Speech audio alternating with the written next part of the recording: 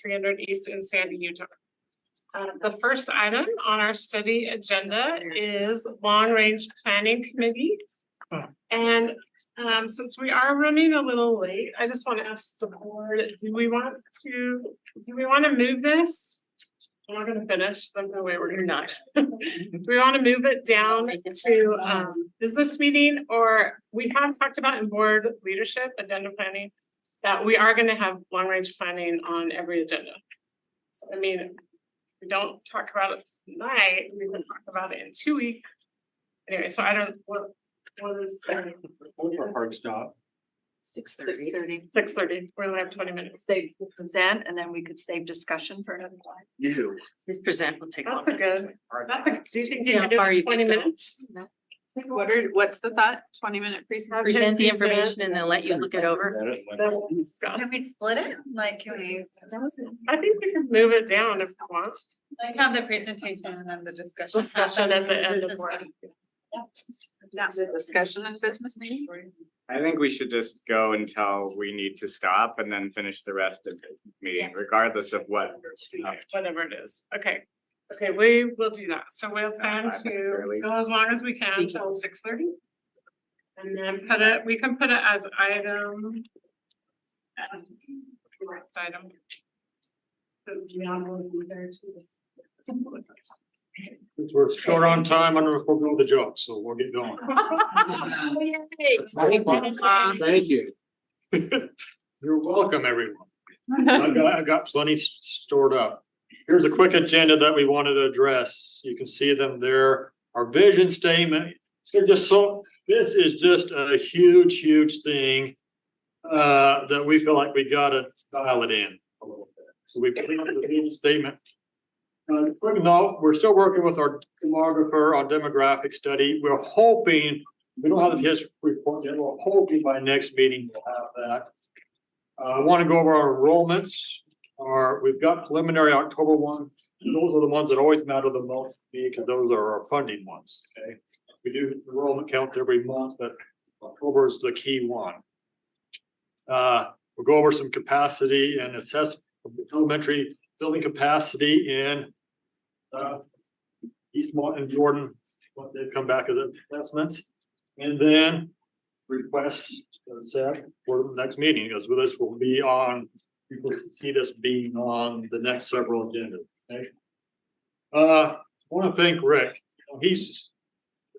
When you talk long range, you're talking addition, building upgrades, building modifications, looking at boundaries. Are we even gonna have to go down that path of looking at closing schools due to declining enrollment? So all these things are just, they're all many different strands in a big cord, if you will. So we're balls in the air that we're all trying to juggle. So we came up with this statement. I'm not going to read the whole thing there. It's here and it's been on board docs. But we want to make this our North Star. As we look at the vision statement, we want to make sure everything that we do is tied back into our strategic plan. And of course, our vision statement that every kid who attends Canyon School District is going to graduate college and career ready. And so all future projects, and all decisions we make should be made based on that statement and on, the tenets of the district, student achievement, community engagement, service, innovation, accountability. We want to make sure our students have the durable skills that they can succeed, and our buildings support that. I think we've done very good of that with our past buildings. And we want to establish as we move forward, STEAM principles embedded out throughout each pathway. And so each student can experience, mainly in high school, can, get the high school diploma, the certifications they need. Again, the full statement is there on board docs. We looked at all the themes that we have. We feel like we have a lot of great assets and also a lot of great opportunities. You're not going to go with them all. A couple things there is our strategic plan. I think that's our guiding light, and we need to make sure everything ties back to that. Also, I think the third bullet down is our student achievement. We also got to make sure everything ties around our students achieve the best they can. So many other things going down that left side, or as I look over there. On the right side, there's some things that we have. We have a pretty good flexible balance. We have a low certified tax rate compared to most all of our neighbors around. We have some building capacities, and we have a high property tax valuation. Many other things going down there. Again, we could talk about these later. But here are the challenges that we want to consider. Then opportunities, but some of these go on, you know. So these are in both too, Both. so Keep in mind, Yeah. there are strengths and opportunities, challenges. a strength, and they're also a challenge. We still need to increase our student safety. Again, that's a big one. We have inflationary increases. We talked about how much the building cost. You know, we talked about how much our high schools would cost now at Brighton and Hillcrest if we tried to start them now versus, 5 years ago when we did. Interest rates, double where we issued bonds last. Our geo debt service, we're at a plateau, but we're there at that plateau for the next 5 years till 2029, and that lowers down, ramps down pretty quickly after that, but it's still through 2029 that it's up there. We have lease revenue bonds, again. We're up at the plateau, but they go until 2031 on what we did with Peruvian and Glacier Hills. We also have a big challenge with declining enrollment. And other factors there are cost of living, our birth rates in the district. And here's our priorities, and by no means did we put these in any specific order. Always safety will probably always be our top one moving forward. The life skills, you approved them to move down the Crescent, the building last time. We've heard about Janet and Doug talk about C-Tech. We'll hit Jordan and Eastmont here in a moment, but we also have the Point hanging out there. We have West Draper property that, was on our last bond that's still available out there. We have a 1955 transportation building. Or, when you look at seismic, or far and away our worst building in the district. We have to look at the fuel tanks at transportation, because through EPA standards, we need to actually move those out of the ground and put them above ground. We're supposed to do that by the end of 2024, for about a year and a half. We're supposed to have those related. We have Hillcrest High, their turf needs to be replaced. They also have just a 6-lane track. All their other schools have an 8-lane track. So we'd like to look at that. We've talked a lot about the field houses. Well, the fields and the field house at both Corner Canyon and Jordan, and the fields at Corner Canyon, the softball and soccer and baseball. And other things there, but also like look at a wellness center for our employees, daycare,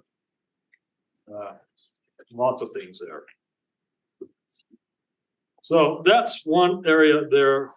We looked at our vision statement, what we're going to try to address, and it's going to take several meetings to get through it all. This is not and maybe even several months, and maybe even those couple years. When we say long range, it's long range as we move forward with this. So I'm going to move off that, as we're just going to present and then have questions. Move to kind of a 180 look at our elementary enrollments and our enrollments as a whole. So on board docs, I posted and I passed out our enrollments for the last 6 years. I posted those on board docs. Again, our October 1 counts, they're actually due a week from today. We're hoping to finish those up by Friday.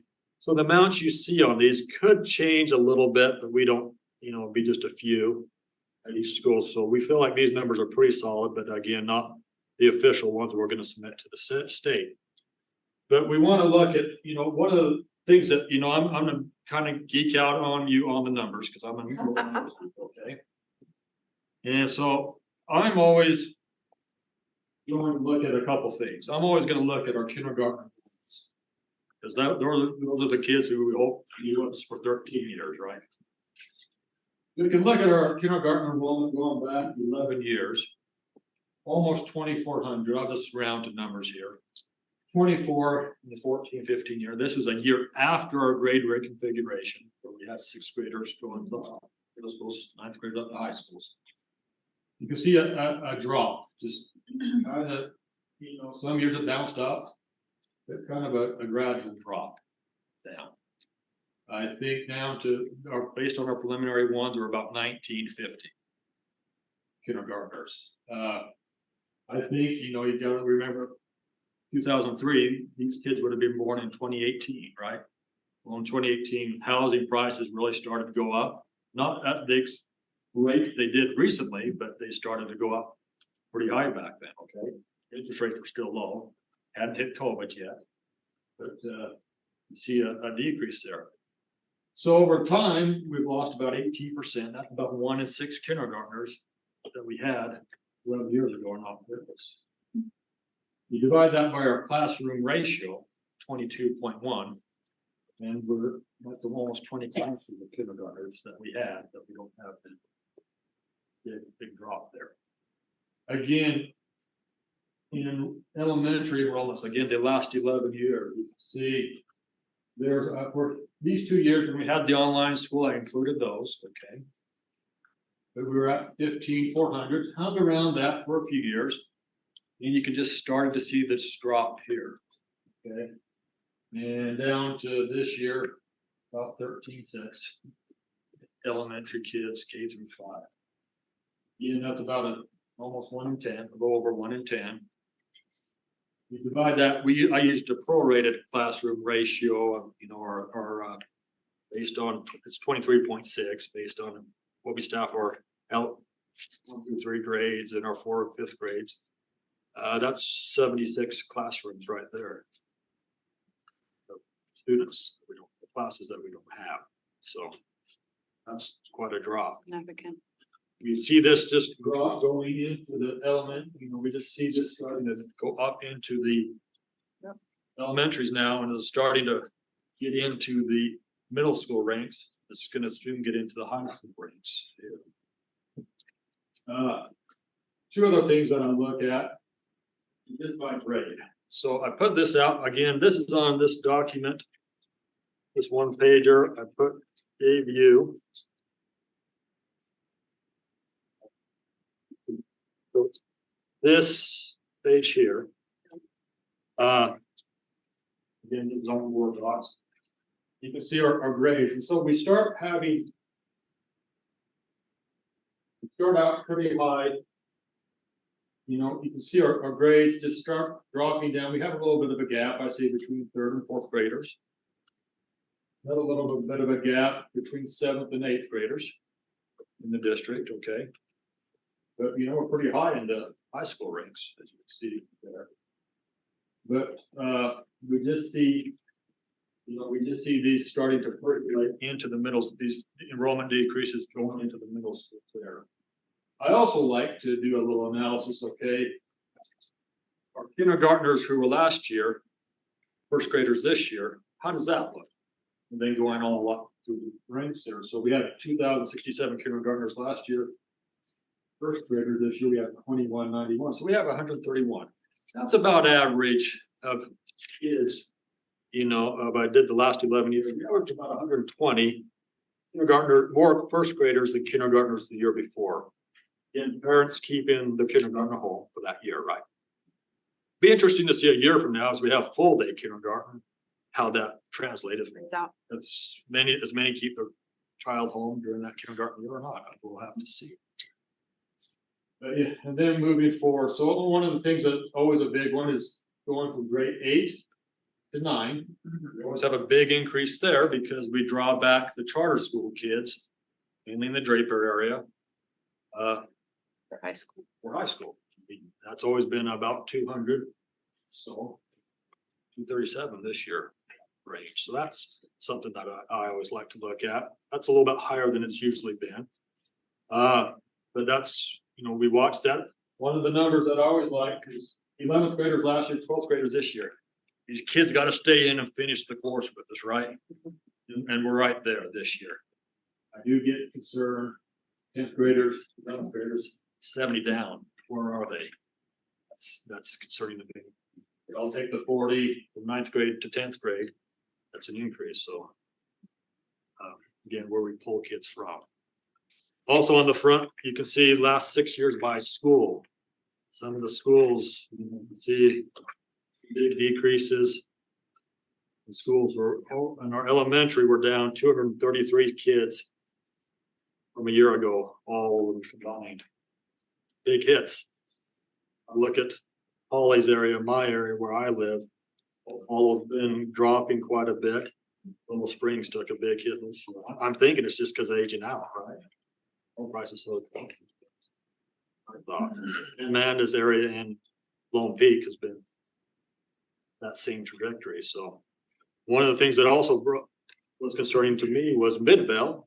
We're having some growth out there on the bluffs, but again, we went down with 37, no, excuse me, about 67 students there. So that's always a concern.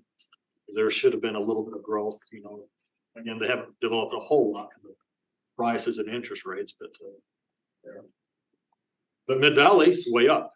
Mid Valley picked up from Copperview and Copperview dropped. Because we did that boundary change, picked up about 40 kids just in that drain change as well. Was there any changes between Mid Valley and East Mid Valley? Did they change boundaries on that? No, they don't think anything happened. You can see our middle schools, some of that is starting to triculate into our middle schools now, some of that decreases. So look at, you know, Eastmont, Draper Park, all starting to drop as this wave goes through our middle schools. Cottonwood, Butler and Albion been remarkably consistent. That's 6 years. So it's always by school. Our high schools though are just really knocking it out. They're packed this year. So great job by all our high school principals and our staffs there. You can see every one of them's up over this time last year, 200 plus kids up. So that's a big increase there. So, that's our enrollment that we'll watch as we continue to make decisions going forward. Again, I got 3 minutes, so I'm gonna go quickly. Capacity. We're gonna talk building capacity. We hit high school and middle school a while back. We wanted to update the middle elementary capacity. Big thanks to Alice Valley for doing that. It's always a tough thing about capacity because sometimes I hear Mont say the old accountant joke. We'll give you, well, what, you know, I need a number. And the old adage is, well, what do you want the number to be? That could be the same thing on capacity, especially at our elementary schools. We got brain boosters and achievement coaches and preschool and everything there. So it's a little bit different than at our high schools and middle schools. Basically, I won't go across all the numbers here, but you can see just the total facility capacity. I'm just taking the total, we're taking the total number of rooms times it by, you know, using the number of 23.6, it's up here on this one, to get the capacity of each school. But you really can't use it that way because we got brain boosters and they have to be somewhere. We got preschool and we got central units, they all have to be somewhere. So you have to back some of those out to get to what I call a true number. And that is gonna be this number right here. Okay. I'm gonna use this. Okay, I'm gonna call it available capacity. This only counts the K-5 rooms and our resource rooms. Everything else is gonna be backed out. So I'm gonna say our capacity is 15.5, 15,500 kids. Based on our 10-day count, I didn't update this for the October count, but it'd be about the same. Right now, using those numbers would be this green column here, what we're at as a percentage of capacity. So, you know, 87% total. So again, you got some schools way under, some, you know, over there. Draper's a big school right now. Sunrise also have big enrollments. We need to look at capacity. Should be said, you know, Sally and Alice, as we went out, as they went out, there is about 65 rooms though, district wide, that are really not being used this year. For anything. for really anything, yeah. Now, if you have, like me, you have a house, I have a room in my basement as a guest bedroom. And I have somebody sleep there 3 nights a year, probably. You have something like that, you know, they may have use it as the PTA room where they meet a couple times a year or something like that. Something like that where they could easily do it elsewhere, but we're looking about 65 rooms that are vacant, yeah. How many classrooms does an average elementary school have? So when we built the Mid-Valley, Peruvian Glacier, this would include the unit at Glacier Fields. Mid-Valley here, about 33 we put in the valley. So you've got 2 elementary schools per place. Yeah, we have yeah, Holly. Just when you look at the percentage of capacity. I've just highlighted anything that's under 45% capacity. And those can easily, we combine that with other schools that are at 50 or 60%. But we have, If they're in the right place. right, I know, but I mean, we have 7 schools that are less than 45% capacity. And to me, that's a more telling story than the classrooms. But that's only counting the regular ed. They're not the special programs that they put in there, because you don't We need have. to look at the green. The green one is Green one's more accurate because, more for reflective of instance, what's really. Because the white one is before we've moved stuff around. yeah, Without special. any programs. special programs. See the difference, like on Willow Canyon, it might be Yes. from 43 to 83.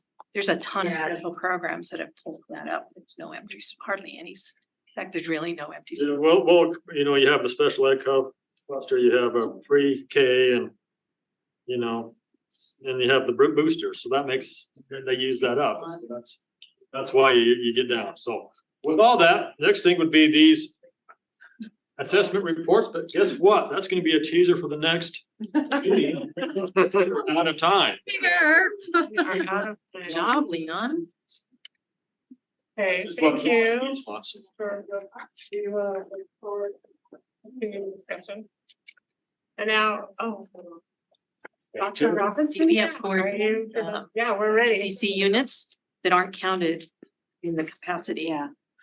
But brain boosters is just kids rotating from the other classes. They still have to have a room. They have to have a room to.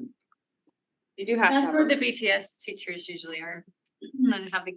but even still, I mean, the total enrollment, any of these that are below 400 students, Yes. that's a big deal that school is It is, and functioning if with you move in- 12 or And if you 345. move any special program at all, Tune in again next week. Stay tuned. Save that channel.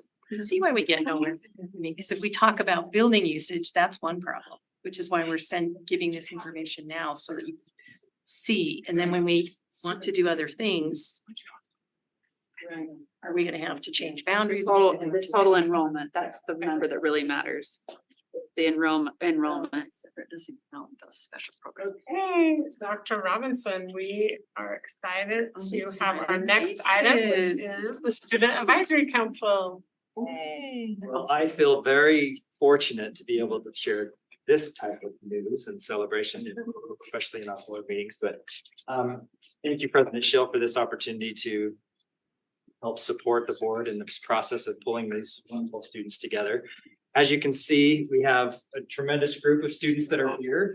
We have 23 students invited all together. And as you know, being teenagers and being in high school, there's quite a few. Welcome, come on in. Room. We have so many different things that are going on. I know one particular thing with the Shakespeare event that's taking place here very soon. There's several at a meeting for that travel that will be taking place. So we're really express our gratitude once again to our students for being here and representing our schools and whatnot. So what I have asked is that they just take a very brief moment to stand up, share their name, share the school that they attend, and something that they're interested in or a hobby that they enjoy, just to help you kind of quickly know who they are.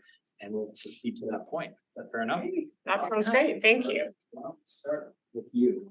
Hi, my name is Lucia. I go to Brighton High School and one of my hobbies. My name is Parker Benson. I go to Jordan High School and I'm a member of the Utah Army National Guard. I'm Estella Watson. I'm the student body president at Corner Canyon, and something that I like to do is ski. My name is Luke Barlow. I'm student body president at Brighton High School. I just like to spend time outside. My name is Aditi. I go to Corner Canyon High School and I love business. I'm Anna De Silva. I go to Hillcrest. I'm senior vice president and.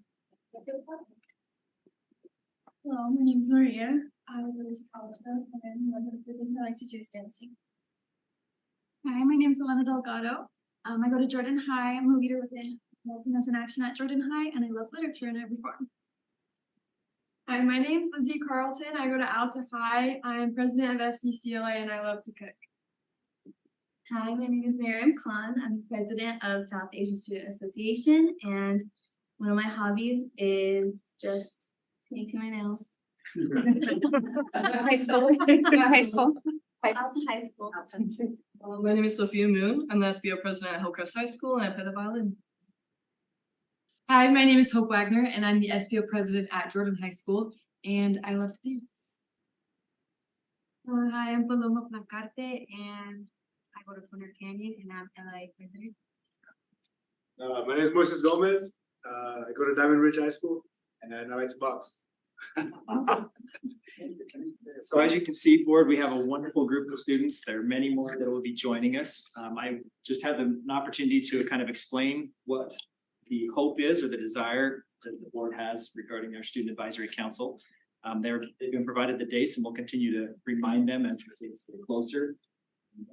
Look forward to bouncing ideas back and forth with each of you on policies and what we can do to improve our schools. So anything else that you would like to see or do? I was just wondering, I think just maybe the board could go around and introduce Tell them. ourselves and tell Mystery. tell you guys what areas we represent. So that would be great, but maybe we could start with, we'll just go around the table, start with Charlie down there. Oh, I'm Charlie Evans. I don't represent anybody. I just work. Very nice to meet all of you. So impressive. Thank you. Tell them what you do, you guys. Just the random guys sitting in. I'm a lobbyist. I represent the district at the legislature. So I'm Rick Robbins, superintendent and former high school principal, so I love working with you guys and we're just super honored you're here and look forward to getting to know y'all better and ways we can better serve you. So really appreciate you being here. Thank you.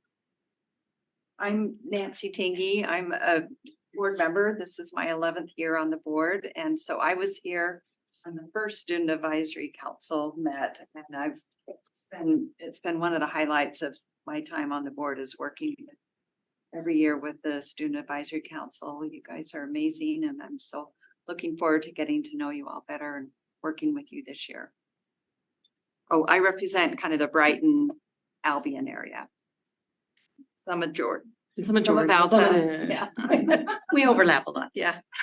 I'm Karen Pedersen. I'm a newer member on the school board. I was elected last January. And I had an opportunity to work with the student council last year, and it's probably the best job of school board. It is the best, being able to work with you. That was just so fun for me. My claim to fame is that I taught at Willow Canyon, former student. Right? Yes. Yes.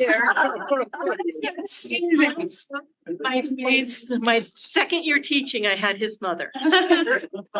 She brought the class picture and showed everybody to prove that was true. I know, and I'll claim it, gray hair and all. So anyway, I represent the center part of the district, Willow Canyon being one of them, but I also represent Jordan High, Alta. I don't have them in my districts, but my students feed into those schools. And so I spend a lot of time, Hillcrest, Jordan, Alta, I claim you all. So, and Entrada's mine, Diamond Ridge building. Anyway, so I'm just excited to have you be part of helping us with our planning and learning how we can better help you. Monty Millerberg, been on the board for a while. Back when I used to earn a living, I earned my living as a certified public accountant. I am a proud member of, I should say I'm a Hillcrest alum, proud member of the class of 1968. You guys weren't even Dated thought of that, okay? Represent a good portion of the Midvale area. And I do take some interest in Brighton High because I have a granddaughter that attends school there. Okay, great. I'm Amber Schill and I represent Cottonwood Heights and Brighton High School. I've been on the board for 9 years.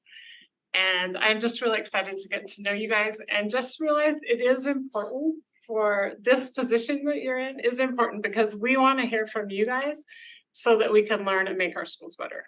So we would really love it if you try to make every lunch. And I know stuff comes up, but it is really important. And as you can see, like the board all loves to get to lunch. In fact, we kind of have to fight over who gets to come to lunch each month. So.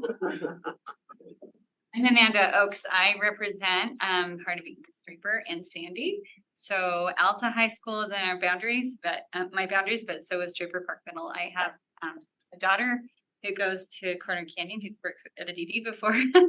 And I am so excited you're here. We often talk in the district about remembering who the customer is, right? We can get caught up in a lot of different things. But at the end of the day, we want to make sure that your experience is positive, that it's world-class and it's setting you up for success in the adult world. And so it's so important to us that you come with suggestions and talk to your peers. Bring suggestions from your peers. I hope that part of what comes out of this is you're able to communicate with your peers about what the role of the Board of Education is, and that we actually do want to hear from you. There are very few people that get more attention than an articulate student that comes to one of our board meetings that has something to share. And if for any reason you're unable to attend and you have thoughts or ideas, feel free to send us an email. We would always love to hear from you. So. I'm Andrew Edel, just trying to see all of you. I represent District 4, which is the western portion of Sandy, up into South Midvale.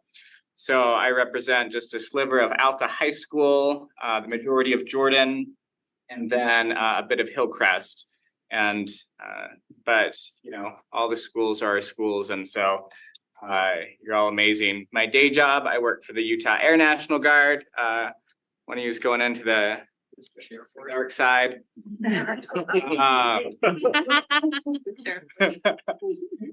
And like Amanda said, though, the role that you have here is really vitally important. As you may have noticed, nobody here has been in high school for a minute. Some longer than others. So, what you guys see, the input that you guys have, do take that seriously because it'll actually make a pretty significant and far-reaching impact that you might not see immediately, but all the students who come after you will definitely feel. Thank you for doing it. I am Holly Nybar. I represent Draper, Corner Canyon.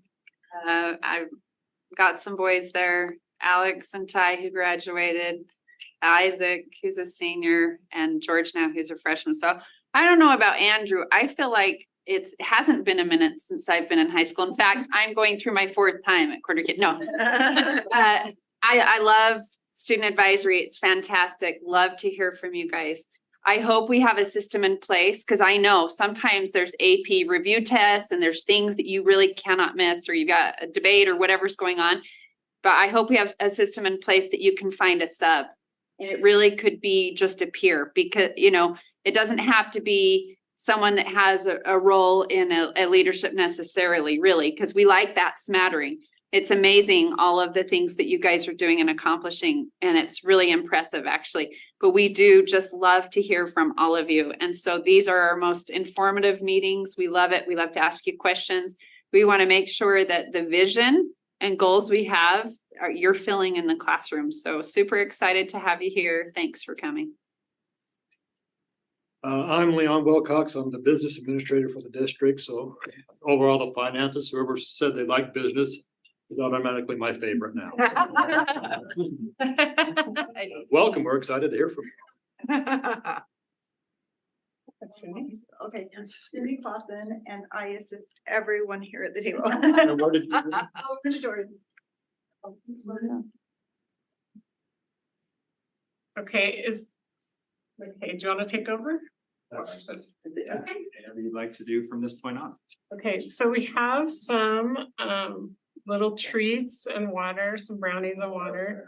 And we would like to just talk to you guys, but maybe follow McKay out and then we're gonna dismiss and we'll come.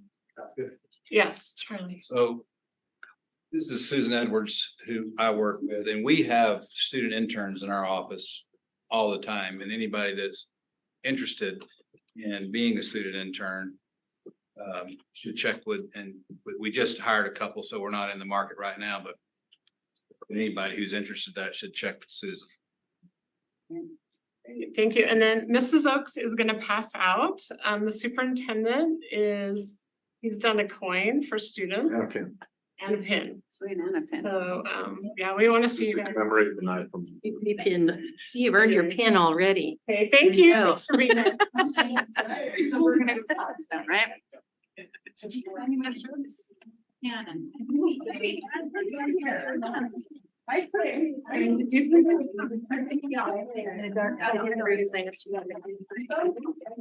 I didn't know who the kids were.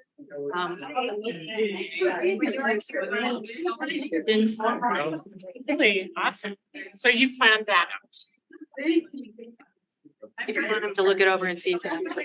Yes. I can send an email with the thing. Someone sent RSVP.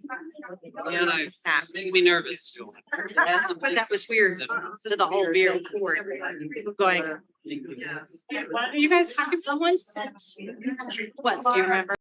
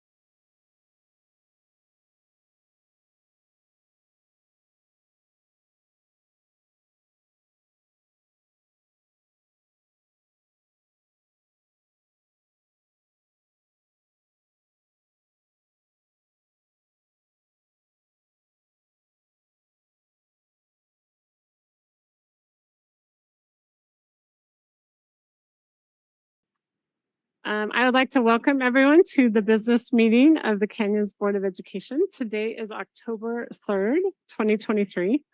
We are meeting at the district office located at 9361 South, 300 East in Sandy, Utah. The first item on the agenda is to approve the agenda for tonight. So can I have a motion for that? I will make that motion. I move that we approve the agenda tonight with one change.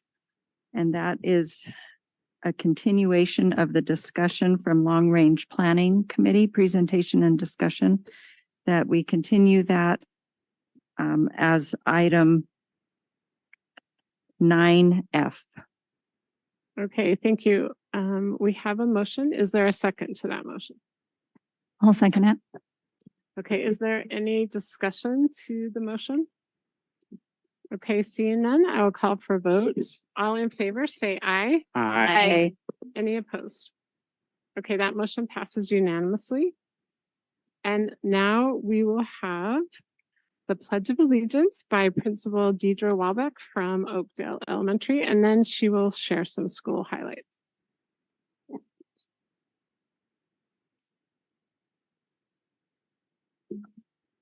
Will the audience please rise? Ready, begin. I pledge allegiance to the flag of the United States of America and to the republic for which it stands, one nation under God, indivisible, with liberty and justice for all.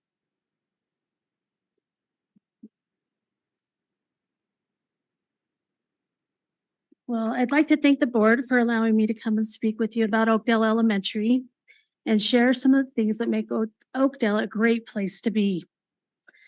With the implementation of the Canyon Strategic Plan, I would like to highlight one area of the plan we've focused on at Oakdale, which is our human-centered supports. It is important at Oakdale that we allow students, family, and staff to feel safe, supported, and have a sense of belonging at Oakdale. I want to focus on two examples of remarkable progress towards this goal. We have had a challenge over the past few years with absenteeism and chronic absenteeism. And with input from our teachers, our staff, our PTA, and our school community council, we have focused on our school climate with the implementation of a school-wide attendance incentive program. Last year, we made the Potato Head Challenge come to life. Each day, classes can earn a point to build a potato head.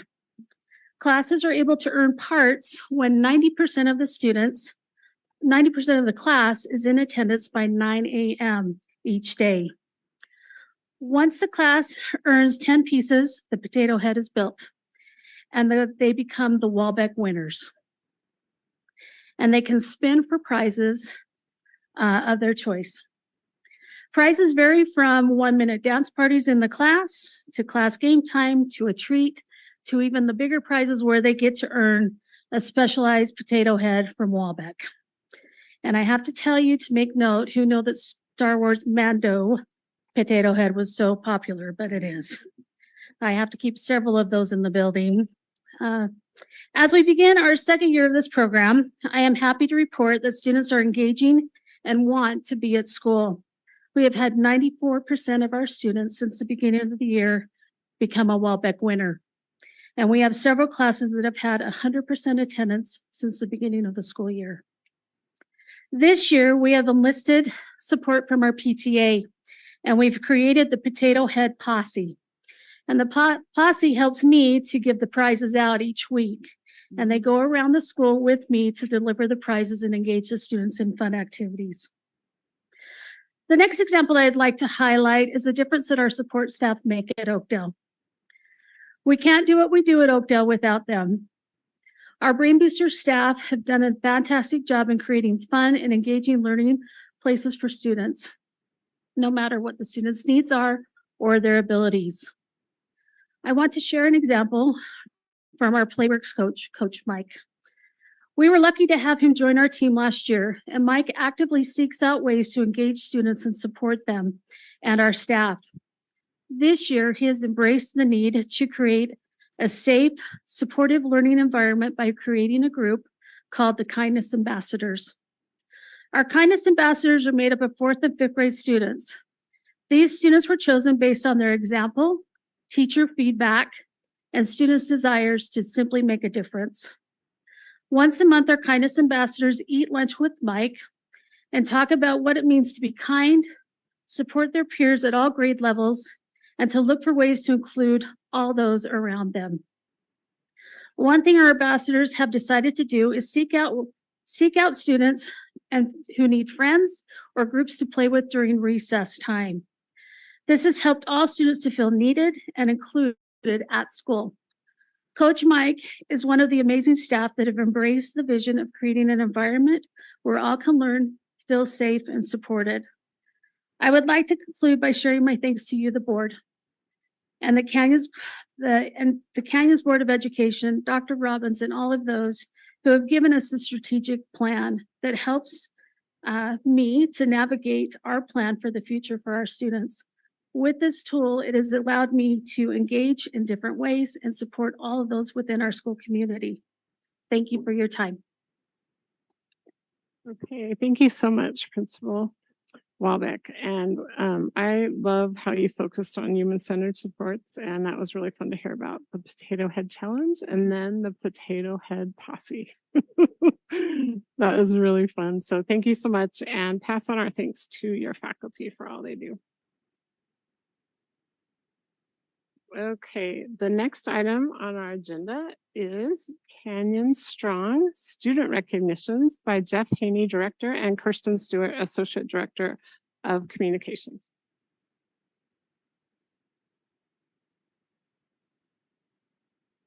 President Schill, I have to apologize. This week, we're focusing on employees, and then we'll go to our students next week. This was my fault because this week was the week that we provided the information for you about the Canyon Strong employees to the Board of Education. So next week, we will revisit the accomplishments of the students in Canyon's district, and we'll focus now on the employees who make us strong. Now, our first honorees tonight are the Canyon's district custodians. They are the unsung heroes of Canyon schools. You know, it's true, we would be hot messes without them, and that's both literal and figurative. Monday was National Custodians Appreciation Day, and we wanted to pause to thank all of our custodians for keeping our buildings sparkling clean.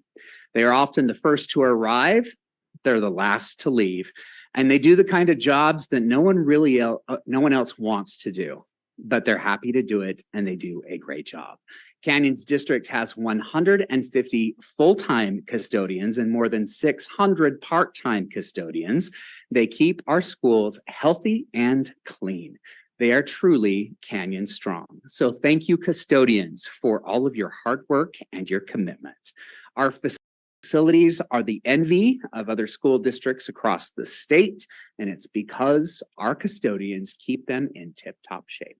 So it was National Custodians Appreciation Day, and we're also spending today thanking our custodians for their hard work. Now, 2 facilities department employees also were nominated for Canyon Strong Honors. You'll see pictures of them. Zach Epley and Jaron Jarvis have worked so hard to improve the landscaping at Willow Canyon Elementary School. Now, for many years, Willow Canyon has needed improvements in the front of the school. And that was due to major sprinkler issues and not having the manpower to fix the problem. The facilities department also had to put this on the back burner because they were addressing many other issues. But early this summer, Zach and Jaron took on this project to make Willow Canyon welcoming again. They knew a new principal was coming into the school, and they didn't want this to be the first impression that she had of the school. Plus, they wanted Willow Canyon to arrive looking at their building with a lot of pride. So they knew it was going to be tough, but they did it. There was this big project they took on with no complaint, even in 100-degree weather. And the nominator of these 2 employees said this: If we had more employees like Zach and Jaron, our district would be a much better place. I believe the pride that you have for the Canyons District building shows in the finished product. If you have a chance, go check out Willow Canyon. It looks really good. Ms. Patterson, what do you think? Yeah, they did a fantastic job. Our facilities department does a phenomenal job in making sure all of our buildings are in tip-top shape. We also honor tonight 2 teachers who have proven they are Canyon strong with their instructional skills and talents. They both were nominated by administrators to be honored tonight by the Board of Education as part of Canyon Strong. Marcy Dean, a 3rd grade teacher at Altera Elementary, is a master at building relationships with students. Her positive, friendly nature helps her connect with each one of her students. Each morning, you can find her greeting every student at the door to her classroom by name. They have a variety of ways they can choose to be greeted. Some have a high five, some have a fist bump. Others might pick a pinky hug or a curtsy, and each student is recognized and welcomed by her daily. Last year, her student achievement scores were among the best in the school. She's an awesome team member as well and supports her team of teachers as they look for ways to continually improve instruction. So congratulations to Marcy, and thank you for helping us become and stay Canyon Strong. And Morgan Hansen is another teacher that we wanted to honor tonight. She's a kindergarten teacher at Willow Springs. She integrates social studies, science, and language arts in her classroom. Recently, she was observed teaching about Johnny Appleseed and the life cycle of apples. Her students loved the hands-on activity that included making applesauce. She took several opportunities to discuss sight words and adjectives that described apples versus applesauce. Now, this is the kind of instruction that makes our schools Canyon Strong. So thank you, Ms. Hansen, for all you do for Willow Springs. Our next honorees tonight in our Employee Canyon Strong recognitions are the marching band directors at Alta, Brighton, and Hillcrest High Schools. Our marching bands are finishing among the top bands at their field show competitions, thanks largely to these 3. That's Alta's Caleb Shabasteri, Brighton's Michaela Mortensen, and Hillcrest's Austin Hilla. At the recent Ochre Hills Invitational, Brighton finished in 3rd place and Alta earned 4th place in the 5A Open category, and Hillcrest finished in 1st place in the 4A Scholastic category. And at last week's competition, Brighton finished in 2nd, Alta finished in 3rd, and Hillcrest finished in 4th. Our marching bands and color guards have been working since summer. I mean, they spent a lot of time preparing for this season for their field shows. They go to band camp every summer, and it's a lot of hard work. The field shows are athletic, they are artistic, and we encourage everybody to show up to strike up for the bands. Now, I'm a former band dad. I was always amazed at how much work goes into directing a band. If you think about it, there's close to 200 high school students on the field at any given time, all playing instruments and all walking in either separate or different directions. And they do it phenomenally well. The final competition of the year for our marching bands is the Utah Red Rock State Marching Band Competition. That's in St. George on November 3rd. We give a big thanks to Caleb, Michaela, and Austin, who really are at the ground floor of building the tradition of excellence in marching band in Canyon School District. Think about it like this. 10 years ago, Canyons didn't have 1 marching band. Now we have 3 that are among the best in the state. And it's largely thanks to our teachers. And also, if you're up tomorrow, you'll see me and Dr. Eschler. We'll be at Jordan High School. Now, this is also an incentive for you to finish early because we have to be at Jordan High School at 6:30 to be with Fox 13 because Jordan High is being featured as the cool school of the week. From 7 to 10, we'll have a Jordan High student, teacher, or staff member on Fox 13 talking about the amazing things that are happening at the home of the Beat Diggers. So please tune in to see our amazing students in action. So President Schill, thank you for this time to recognize those who make us Canyon Strong. Okay, thank you so much. We really appreciate that. And we'll make sure we get it right on the agenda for next meeting. Okay, we have now come to the patron portion, comment portion of our meeting. The board often designates time in meetings to listen to the patrons of the district. Patron comment time is limited to residents and taxpayers of Canyons District, students and parents of students, and current employees of the district. Patrons may provide board members with written documents. These documents must be submitted to the board secretary at the meeting or emailed to the Office of Public Communications by noon of the day following the board meeting. And right there is our board secretary. Thank you, Cindy. Tonight, individuals will be given 3 minutes. Those representing groups will be given 5 minutes. And comments made during patron comment are part of the public record. It is the board's practice to listen and take notes during patron comments. The Board of Education does not discuss matters that are not on the meeting's agenda, nor engage in public comment on individual students to protect their privacy or employee issues. If a patron wants to comment on a district employee's character, professional competence, or mental or physical health, the board requests that those comments be submitted to the board in writing. However, if the patron determines to verbally comment on those personnel issues, the comments need to be civil and refrain from personal attacks, insults, defamatory, or slanderous comments about an individual. The Board of Education would like to make it clear that critical race theory is not part of the curriculum being used by Canyons School District. There are no plans to incorporate it into the curriculum or instruction in Canyon schools. The Board of Education values input on all sides of issues. To maintain decorum and respect, we ask that those in attendance refrain from applause or other types of demonstrations during the patron comment time, as well as throughout the meeting.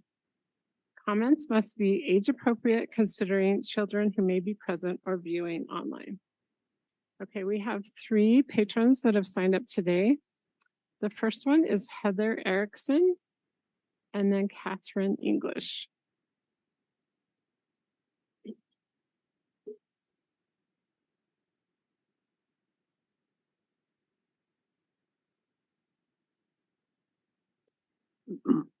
Sorry, my name is Heather Erickson, and I have worked at East Midvale Elementary in the library since January of 2011.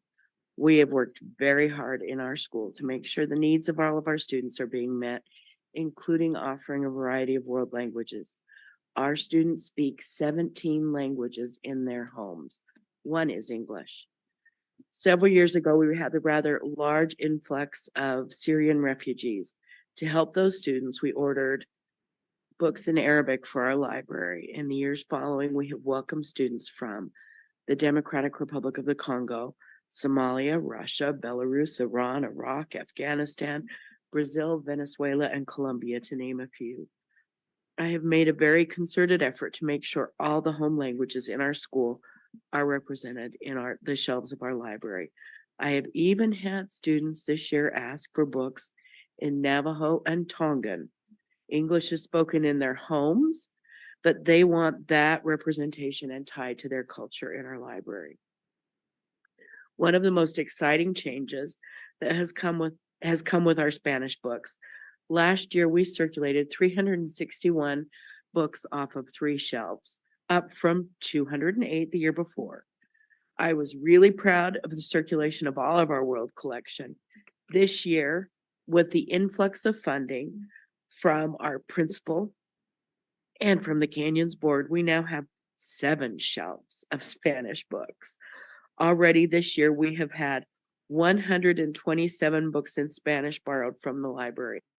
That's 37% of what we did all school, or 35% of what we did all school year last year. The excitement is building as kids find the same exciting new titles also on the shelves with the Spanish books. Not to mention the fact, I struggle in English anyway, but I have also had to make really good use of my college Spanish. As we have gone through and updated our collection, getting rid of books that were no longer relevant, we have seen a boost of almost 1,500 books in circulation from the previous year. We have replaced old and out-of-date books with new and current information and have tried to make our library full of books that reflect our student body. It has become not only a room full of windows and mirrors, but doors and elevators. In addition, we have a holiday book section that is no longer limited to Halloween and Christmas, but includes Diwali, Hanukkah, Juneteenth, Ramadan, Day of the Dead, and Holi. I wish I could share with you the look on a student's face when they find a book from one of those holidays that is celebrated in their homes on our library shelves. I bring with me tonight a thank you card. Sorry, does that mean I'm done? Yeah, I bring a thank you card that they signed, so. And I'm grateful for, I don't know who do I give you the? You're so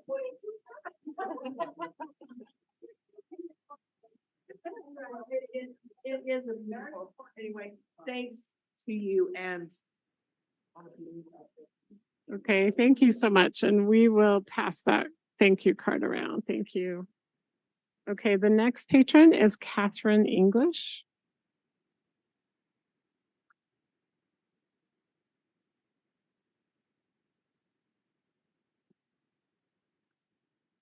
Good evening. My name is Catherine English.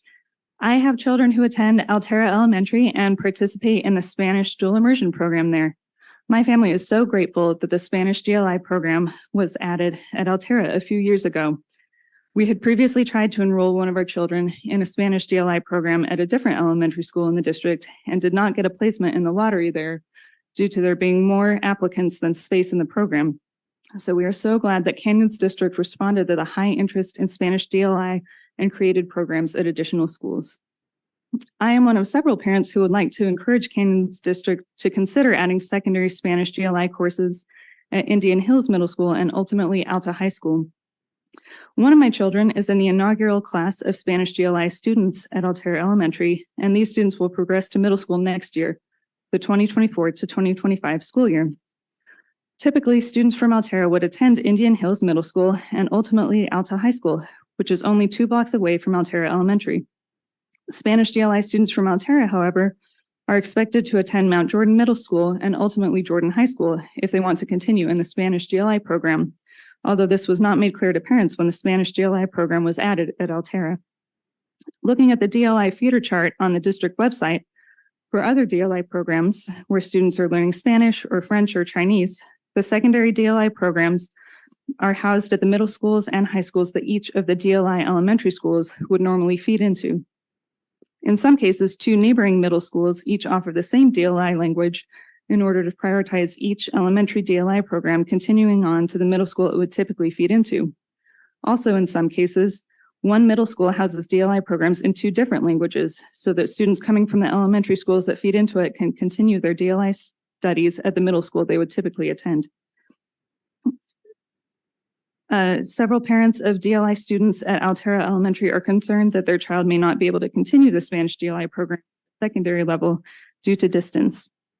In order to prioritize as many Canyons District DLI students as possible, continuing the DLI program into middle school and high school, I would ask that the district consider adding Spanish DLI level classes at Indian Hills Middle School and ultimately Alta High School.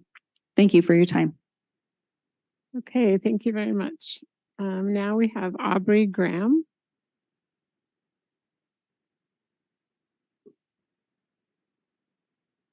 Hi, my name is Aubrey Graham. I'm actually just here in support of the same issue. My child too was in the inaugural class at Altera, and we realized around the 3rd grade, she's in 5th grade now, that moving forward, she would have to go on to Mount Jordan, and many of the students in Altera would too.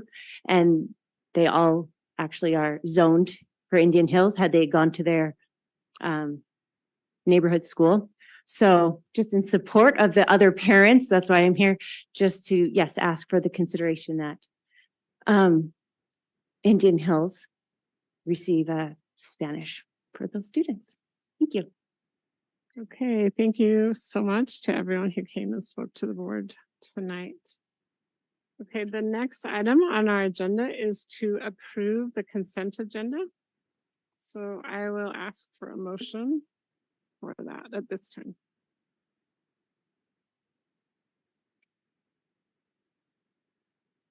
And please read all the items.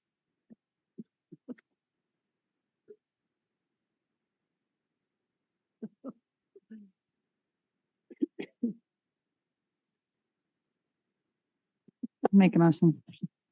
Since everyone is chomping at the bit to do it. Okay, I'd like to make a motion to approve tonight's consent agenda, which includes item A, approval of minutes for September 19th, 2023. Item B, approval of hire and termination reports. Item C, approval of purchasing bids. Item D, approval of student overnight travel. Item E, approval of LEA specific licenses and endorsements. Item F, approval of Altria settlement. And item G, approval of social media attorney-client engagement agreement. Okay, we have a motion. Is there a second to that motion? I'll second it. Okay, thank you. We have a motion and a second. Is there any discussion to that motion?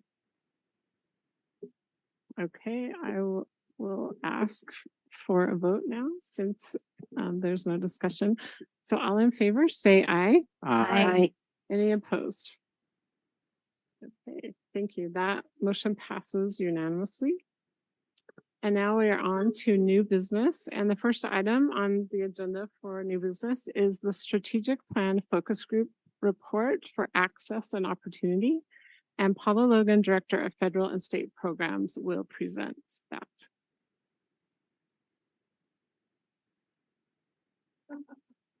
Yes, we are all very excited for Paula's first presentation. I offered to go next week if you were behind, but you were covered. All right. I've been over access and opportunity. And this has been it's been a fabulous committee to talk about many of the exciting things that we are doing to help all of our students access education. If you look at just that next slide, that's just a list of who is, oh, I have it right here. She's like, you have a clicker. There we go. That's who is on the committee. So from the board, we have Nancy and Karen and Mont. And then we have Nate, who's over special ed, Cindy, Amber, Jesse, Dr. Robbins, myself, Dr. McGill, and Dr. Robinson. So we've had some very exciting meetings. Access and opportunity, and I gave you, this is on the handout that I gave you as well. We have one impact statement, 2 strategic initiatives, 7 success criteria. And throughout those items, we're referencing about 6 different stakeholder groups. So there's lots going on and some important things. And this is a little small for you to read, so hopefully you have your handout, which is probably also a little small, so you need reading glasses, I'm sorry. But we have a variety of things. So the option or the real purpose of our access and opportunity is to make sure our students have access to those resources and opportunities, and we build that positive and inclusive environment for everyone to participate in. The strategic initiative is there in the yellow, but our schools will provide opportunities and experiences designed to build understanding and advocacy of all of our students. And this is characterized by a focus on our multilingual students, special education students, students with 504s, and our advanced learners. And then in that first part is where we list kind of those success criteria that are listed in our strategic plan. That second one are just different things. That second line are things that we have talked about. I've highlighted the ones that have taken quite a bit of discussion in our groups. So first is the home visits grant, which was before I came to the group, but we've been working on, and currently we've had over 800 home visits. So that is quite a lot. We're training another, I think, 72 teachers on Friday to do home visits. So that has been going really well, and we're really appreciative of that grant from the state. We've talked a lot about the elementary school programs, and I'm going to get to that in a minute. As a matter of fact, I'm just going to go to another couple slides so you know where all that is. So in our current discussions, one of the things for our elementaries is looking at a template for our elementary schools. And this has been a big discussion item. We're going to pull it up here, but what this is we're creating these links that we're going to put on all of our elementary websites. So the parent would link in, and then they could see the different things that are happening at that school. We'd also like to create, we're exploring different ways to do this, but like a master list that our school community councils and our principals could access, especially when we're having those discussions around TSSP and what we can do to better impact our school. So I could say, I'll use middle school as an example because that's my world. But when I was the principal at Butler, maybe I heard of an idea that someone at Indian Hills did. And so I would access that through this, that I could see that, oh, indeed, they did do that. And this is who I could contact to find out about that program. So hopefully making our schools a little more, make it a little easier for them to collaborate over those very specific things that they think can help their students. So that's our current thing. We're going to have that in place. So that should be on our elementary websites by the end of this quarter. That parents and the public can access that for each of their schools. In middle school, we've talked a little bit about developing a toolbox with ISD for strategies to target our students, both who have already mastered that topic, as well as those who have not yet mastered that standard and need an extension. We're connecting with our STEM activities. Again, with ISD, we're looking at how to create those activities so that every student across the curriculum has access to those, and to develop a common understanding. Cindy's working on this with some of our counselors, kind of a one-pager to describe the purpose of middle school and identify those pathways that lead into high school opportunities. So that's where we are on those two. When we go to our high school, our current discussions have been identifying classes that indicate college or career readiness.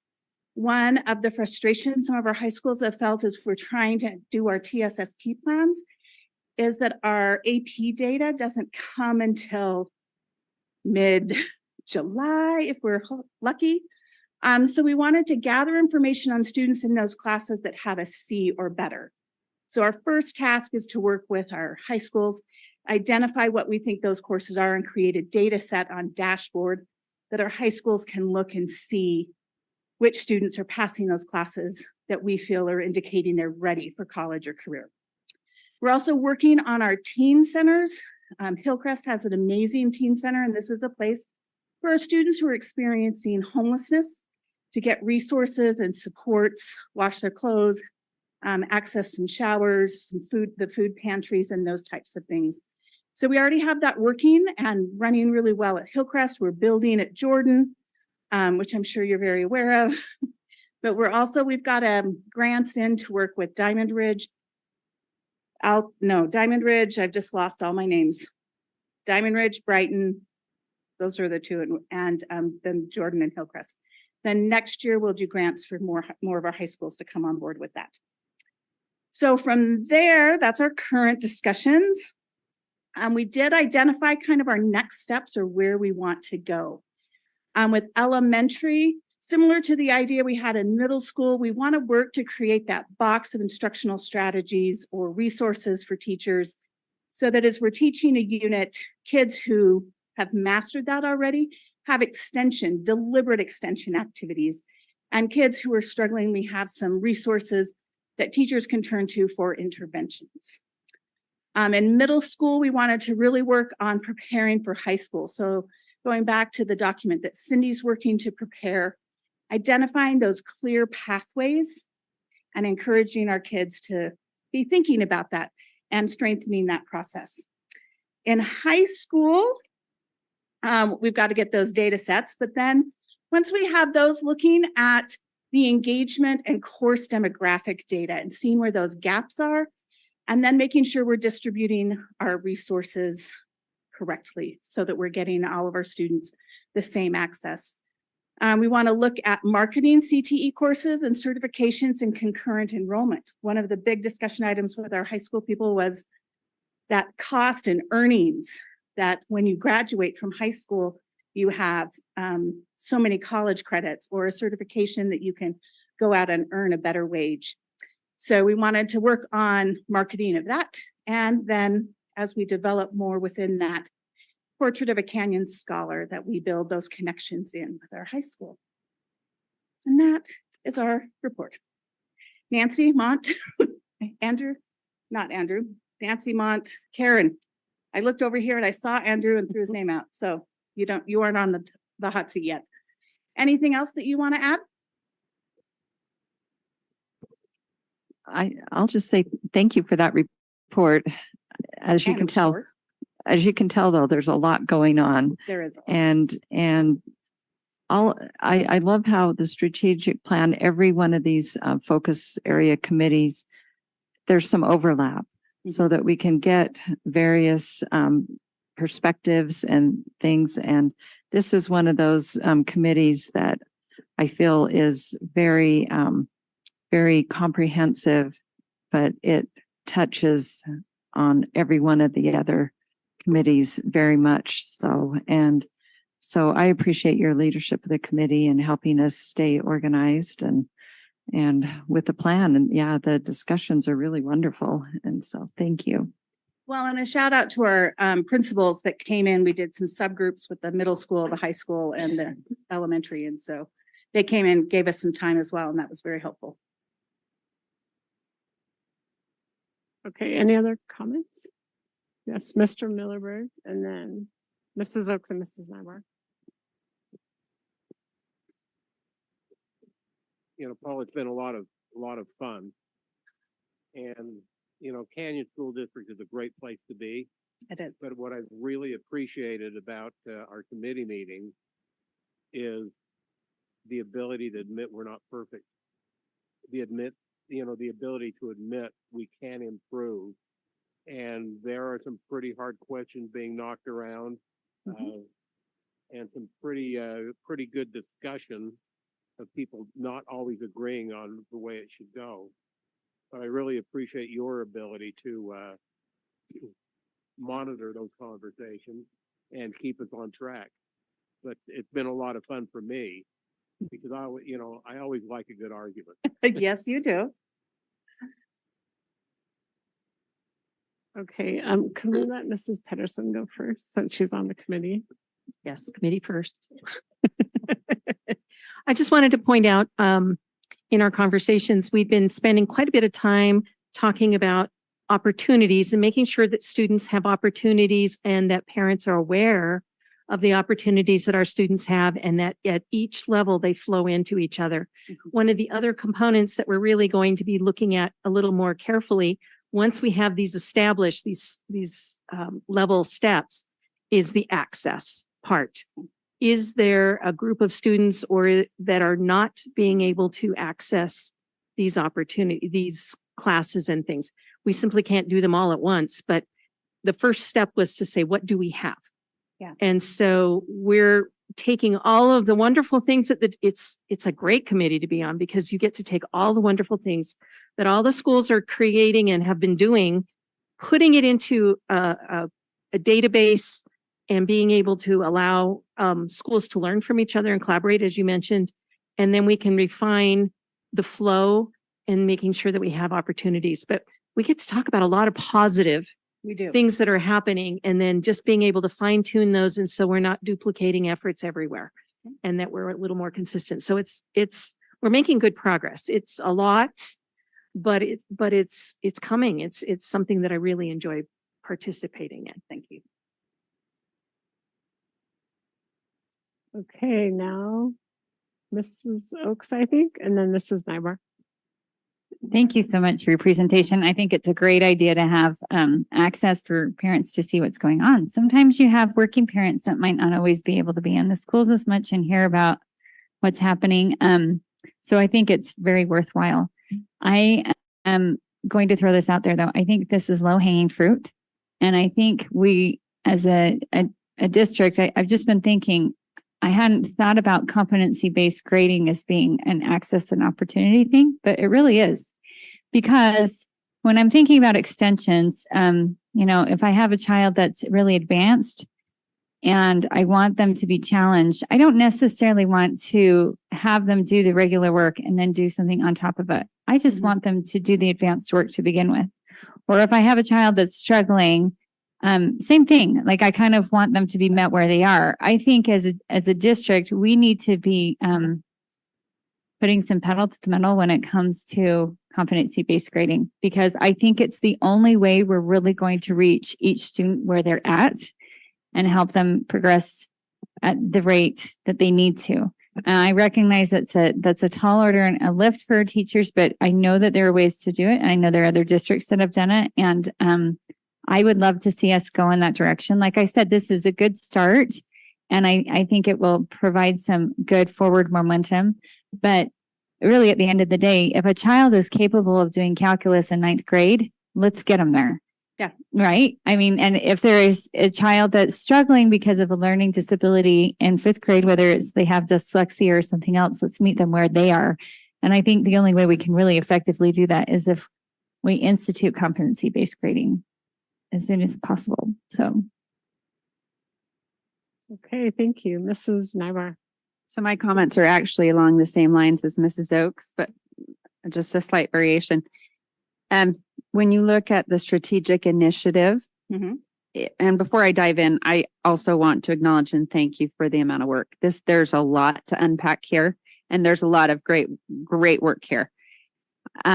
Looking at it with a critical eye, when the strategic initiative is providing advocacy for all students, focusing on multi-language, special ed, section 504, and advanced learners, I don't see an indicator that's specific enough for that we're talking about every student has a successful learning pathway.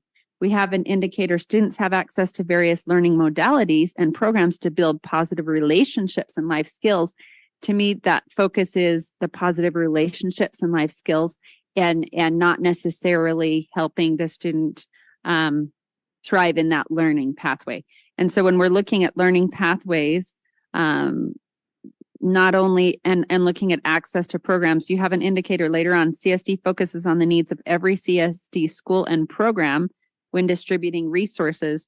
I like that. I would love to see when we're looking at opportunities, some of those opportunities may come in programs. For example, when we look at advanced learners right now, we have advanced learners that can take a test and go to SALTA at Sunrise, or we have certain schools that have DLI.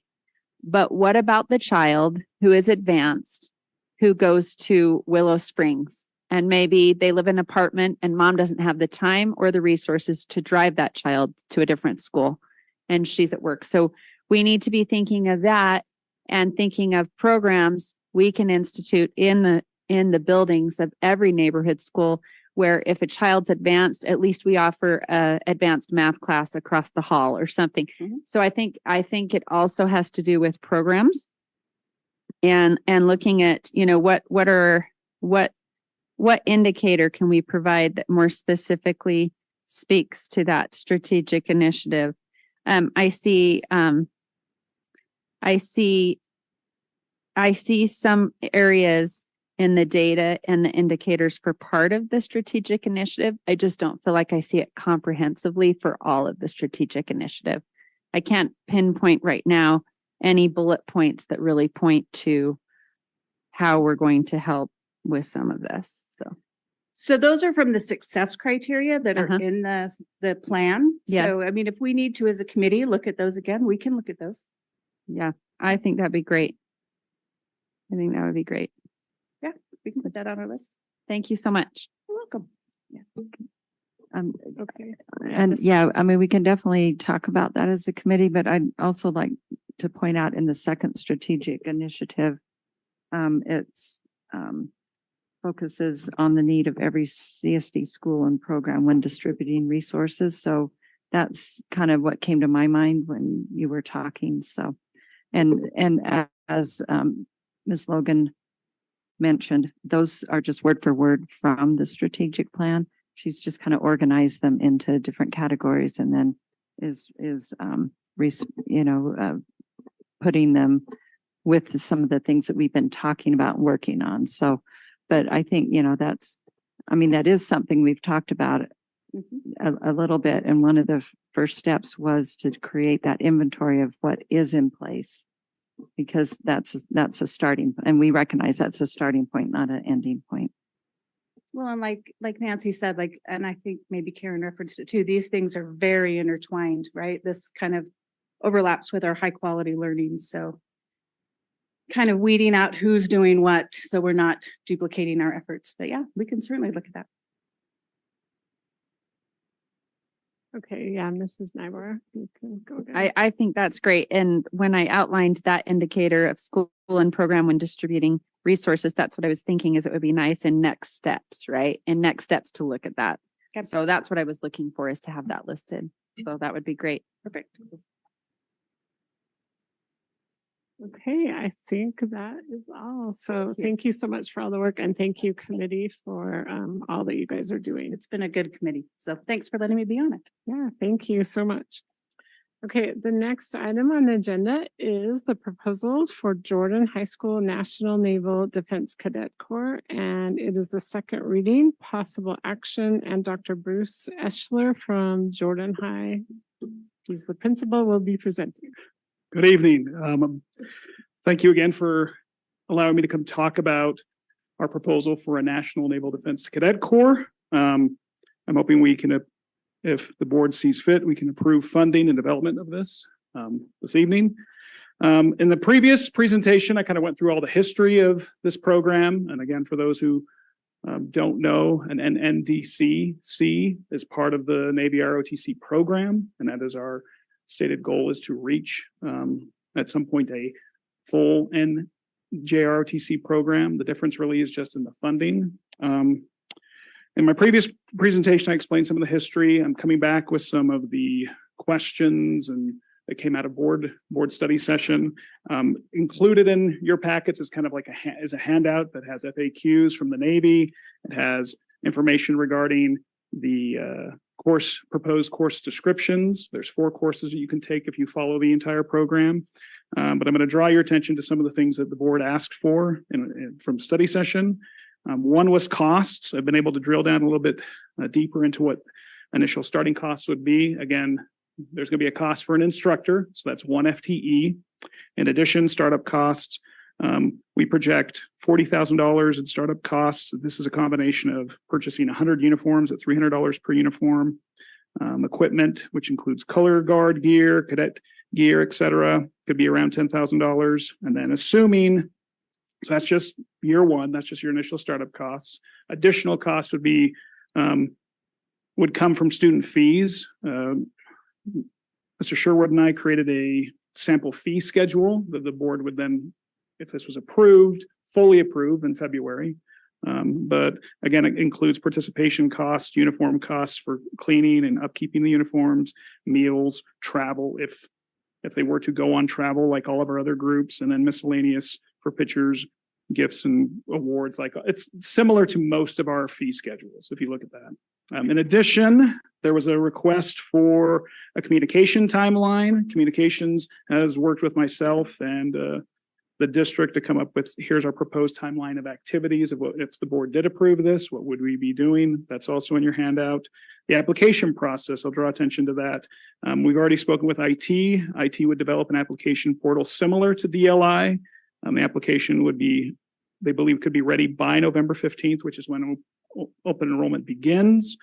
Applications would be capped initially at 110 students, but we'd also work with the area manager, Navy ROTC program to make sure we're not setting too high aspirations from day one. So those are some that could fluctuate. But the application would have provide options for students who are currently at Jordan or in our feeder system. It would also allow students who are outside of Jordan's boundary, both within the district and outside the district, to boundary and when permit. And then we'd also have a dual enrolled option for students at Alta, Brighton Corner, and Hillcrest who want to stay at their boundary school but still participate in the program. We'd look at, again, if a student who participates in all 4 courses, we'd have to be strategic, and our initial plan would be Naval Science 1 and 2 would be offered in the mornings, so either 1st or 5th period. Naval Science 3 and 4 would be offered in the afternoons, 4th and 8th period. So again, as we grow out, those were the items not the Navy. You guys aren't the Navy. The board asked, again, I'm just here to speak on behalf of Jordan High, my students and my community. Go Navy, fear the goat. Go Jordan. Any questions? Okay, thank you. I just want to say thank you for gathering all that information. That is a lot for you to put together, so we appreciate that. So I think welcome. Mrs. Tingy had her hand up first. Anyone else? Okay, I just have a clarifying question, but Yeah. thank you for all this, for answering our questions and for all this additional information. And I noticed that, that on the kind of the frequently asked questions from the Navy Yes. website, it mentions that student enrollment eligibility is that they be enrolled and attending a regular course of instruction in grade 9 through 12 at the school hosting the unit. But you mentioned further down that there would be an option for students attending some of our other high schools to be dual enrolled. Does that meet the Navy's Yes, requirement? I think that may be, in talking with the Navy, that may just be a misnomer. Does that make sense? Every JRRTC program in the state, whether it's West High in the Salt Lake City School District, Granger, who has the Air Force, Taylorsville, who has the Army, all of them allow students within the district to participate in kind of how we described. If we compare it to DLI, would be similar to our DLI model. Okay. Yeah. But they can do it not being full Correct. at the school all day. Correct. Okay. Yeah. Thank you. Great catch. Okay, Mr. Edo, did you have your hand? So I just wanted to say thank you for putting together this pretty comprehensive request for information. And I think that this is an amazing program, but thank you for all the work that you put into this. Welcome. Mrs. Oaks?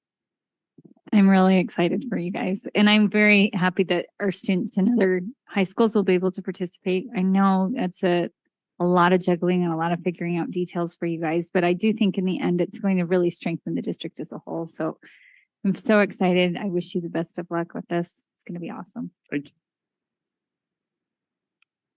you. Mrs. Nybar? I'd like to make a motion. I love that idea. That is. I'd like to great. make a motion to approve the proposal for Jordan High School National Naval Defense Cadet Corps with a thank you to Dr. Bruce Eschler for all of his work in getting this Thank you. together. I'd like to second the motion. Okay, perfect. We have a motion and a second. Is there any discussion to the motion? Yes, Mrs. T. I just want to also say I'm very excited. I know I had the question. I didn't know we'd go straight to motion like this. So, but I am very excited and very grateful for the effort and the work that you and others have put into this, and agree with the other comments that have been said. Okay, and then I do want to add my comments that I'm just really excited. Like when I read this communication timeline, I don't know, I just got more and more excited as I read through it. So anyway, I'm really thrilled about this program at Jordan. I think it's going to be amazing. So for our students and for the school. So Quick question. yes, Mrs. Peterson. Do you have an initial response? I don't know why mine's loud. Do you have an initial response from student body? Have they heard anything, any whisperings of this? And you have an initial response? That's a great question. All's been positive, even initially when we were starting to investigate this. So when we initially brought up the possibility with our student council, they were all very supportive. When I told student or SBOs and other leaders that, hey, we're looking at we got accepted and we just needed to wait for the board's formal approval. That it's all been positive. I think everyone's ready to embrace the Navy. Fear the goat. If you haven't learned that, get on Annapolis's website and understand why the goat's important for the Navy. Okay. Yeah, we're all in. We're all in. We're all in.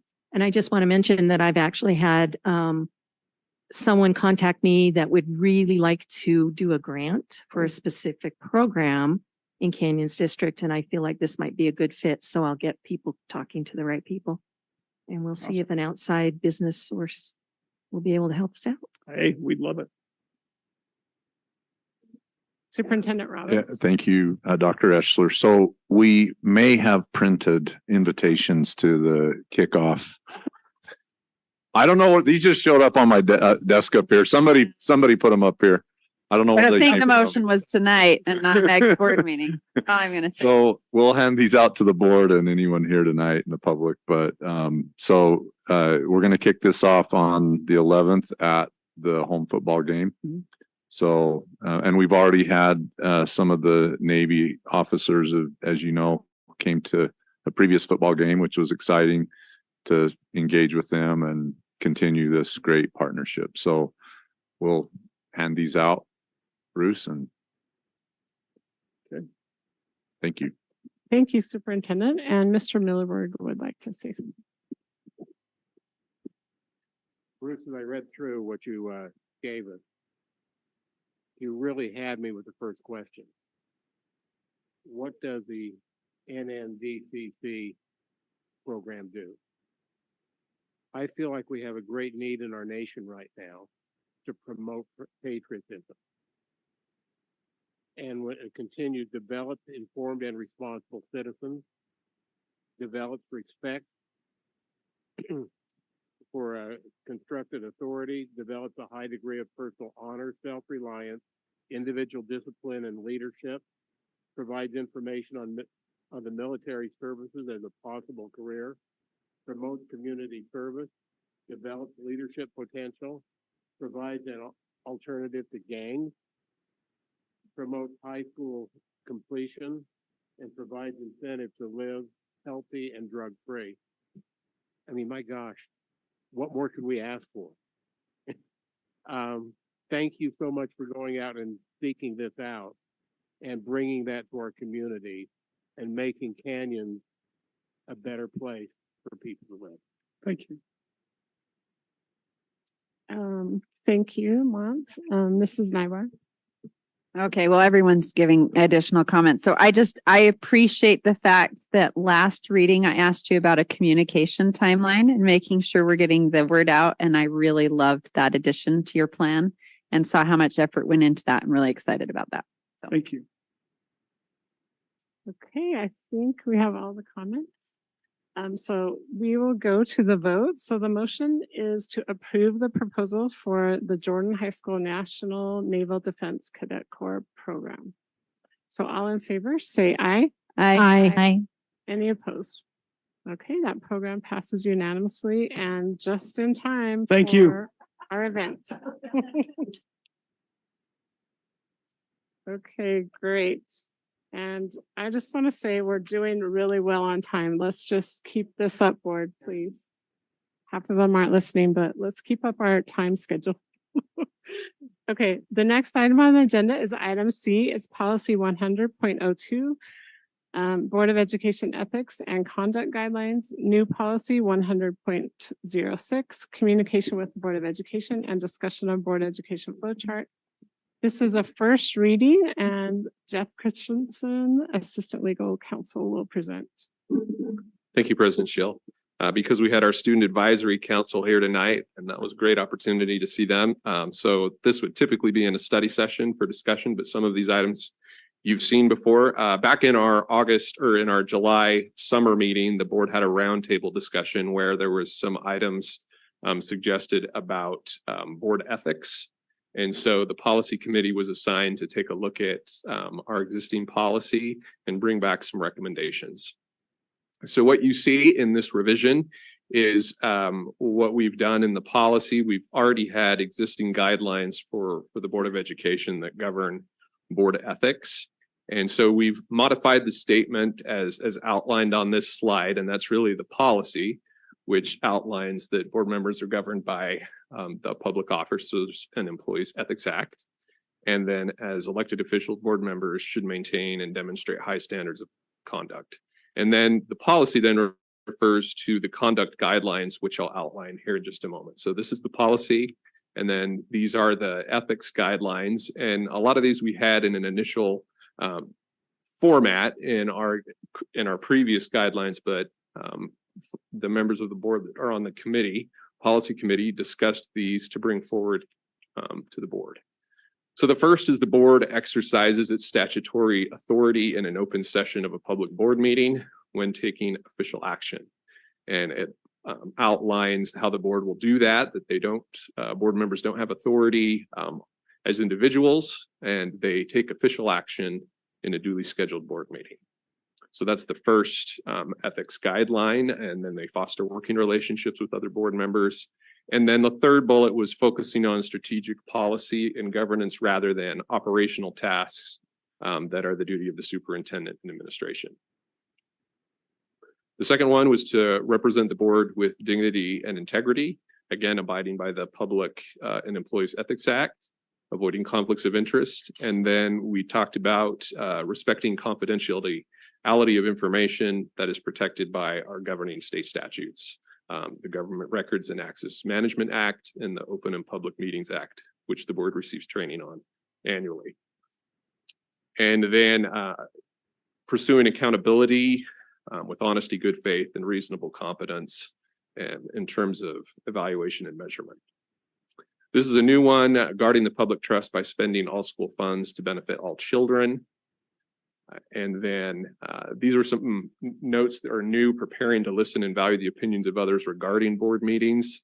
And these were recommendations from board members on the committee about preparing for board meetings, speaking when recognized by the board president, and respectful review of comments, and maintaining an orderly dialogue, and valuing contributions. And then the last is to ensure that material complaints are brought forward to the attention of the superintendent and board members in a timely manner. And then reach out to school community by developing relationships with community organizations and leaders, communicating with constituent staff and all elements of the community, and representing the needs of all students. So all of those are out in a Board of Ethics Conduct Guideline. And so you'll have the policy, which refers to the Ethics Act, and then this conduct guideline that would be associated with the policy. The other policy for first reading is communication with the Board of Education. This grew out of a desire to address if patrons, students, or employees or patrons engage with the board through verbal or written communication. So this policy outlines that the board may receive communication and public comment in an open public board meeting. And then all communications received by the board, whether in written or electronic format, are subject to GRAMA and may be subject to public disclosure. So we're stating our legal obligations related to those records. And then the next part of the policy outlines two regulations. That one just outlines the requirements for public comment as outlined in state statute. And then another regulation that protects members of the community or patrons or students or others that would come forward with a communication to the board if they felt some form of retaliation as a result of communicating with a board member. Those issues can be referred to the district's compliance officer. In our district policy of non-discrimination, we outline that any policy violations that deal with harassment or discrimination are forwarded to the compliance officer in terms of employees and students, but this is specifically if an individual communicates with a board member. So those, once they're referred to the district compliance officer, if there's an investigation or negative consequences or result, then that will be forwarded to the district compliance officer with a report to the board in closed session. Both of these policies are for first reading, and I can respond to questions. And then I also have a flow chart to discuss, which is not a policy, but just simply an informational item. Okay, board, are there any questions or discussion to this policy? Mr. Edel. So I just want to comment on the protections for communications with members of the Board of Education. While I feel that we've got a great district, every now and then you have people who are concerned to come talk to us, which is one of the things that I'm excited about for this particular portion, to give them that that assurance that it's okay to come forward to the board with whatever issues they have. Because whether you're a student, parent, or employee, the board is here to represent. And so I just wanted to speak to that and the importance. And again, not that we have a particular issue, but I just want to give that assurance to people to say, each and every one of us want to hear from you, and we value what you have to say, and you're not going to get in trouble for talking to us, which hopefully you haven't, but. Yes, thank you. Mrs. Oaks. So I appreciate it here. There's some good content. If we can go back a few slides to 100.2 on represent the Board of Education with dignity and integrity. And on the second bubble where it talks about avoiding conflicts of interest, I actually, when we were up at USBA training, we got into a conversation with some other board members in other districts about code of conduct and what some of their language was. And Davis School District shared with me theirs and forwarded it to me. And for this in particular, this section, I really like what they had to say. I feel like it was a little bit more specific.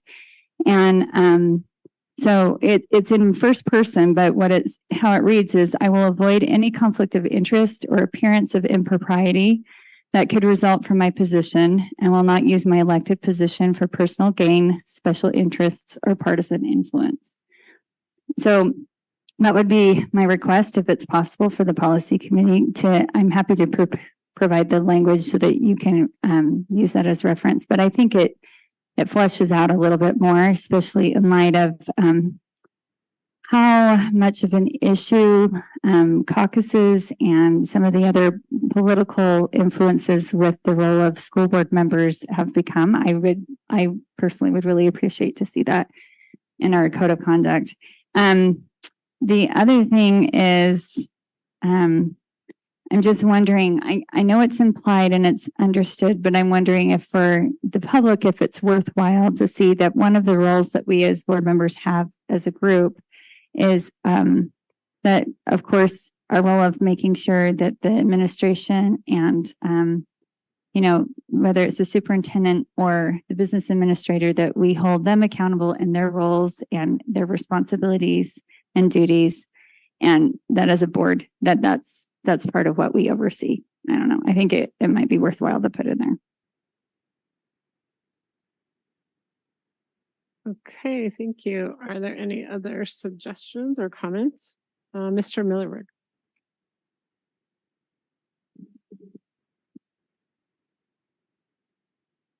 I'm going to be thinking on my feet, I guess, Jake may be on this one, and maybe shooting from the hip a little bit. But I'm going back a few months ago, and we had a fairly pointed discussion in closed session. And I'm not going into the issues of closed session, but I will come out with one of the items that was suggested or talked about. And that was to maintain transparency amongst board members. The superintendent was asked, actually he suggested that he provide board members a report of what items are discussed with other board members so that all board members could know what those discussions are. I was told at that time that we couldn't do that until we got policy in place, but I don't see anything in there that would reflect that. I don't believe that policy needs to be in place, just a procedure that happens on a regular basis.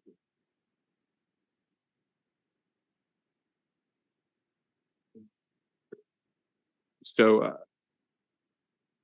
that was not part of our discussion when we reviewed this policy. I do recall that request made to the superintendent. And that's something we could take a look at, whether that makes sense in this communication. This is really communication to the board. I don't So, know if that has policy. So I believe it has to be. So it could, you could include that. One of the things I'll address in a moment is the Board of Education handbook. And if that's something that wants to be included as part of the board's handbook and communicating with the superintendent, we have our initial policy in this section is the board's relationship with the superintendent, which is really governed by statute. So that might be something we could take a look at in terms of the policy committee. I agree. It doesn't necessarily need to be in policy. But it needs to be.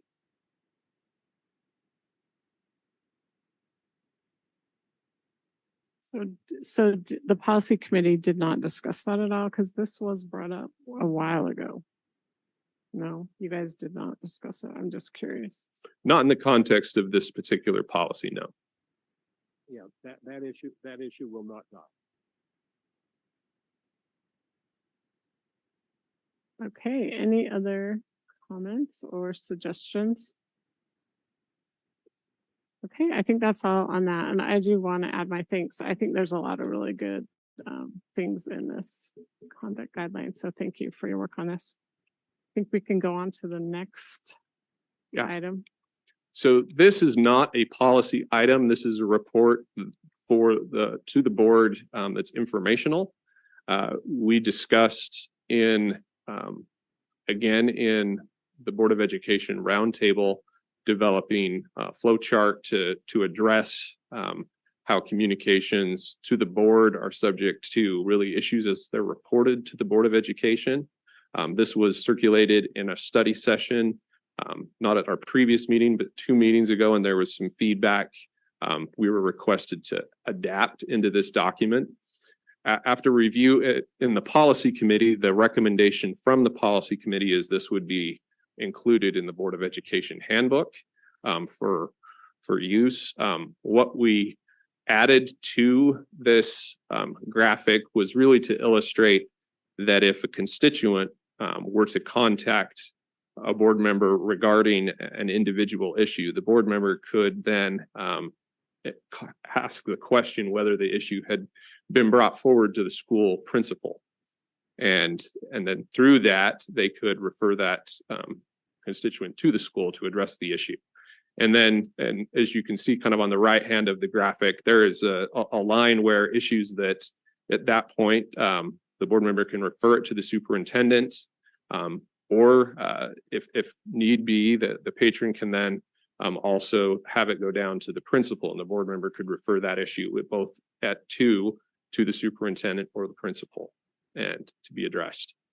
And then, the principal, once they have an issue, they can consult with district administration to respond. And one of the elements we were asked to address is really incorporating a feedback loop from reviewing issues back to the board, which is illustrated by the arrows down at the bottom.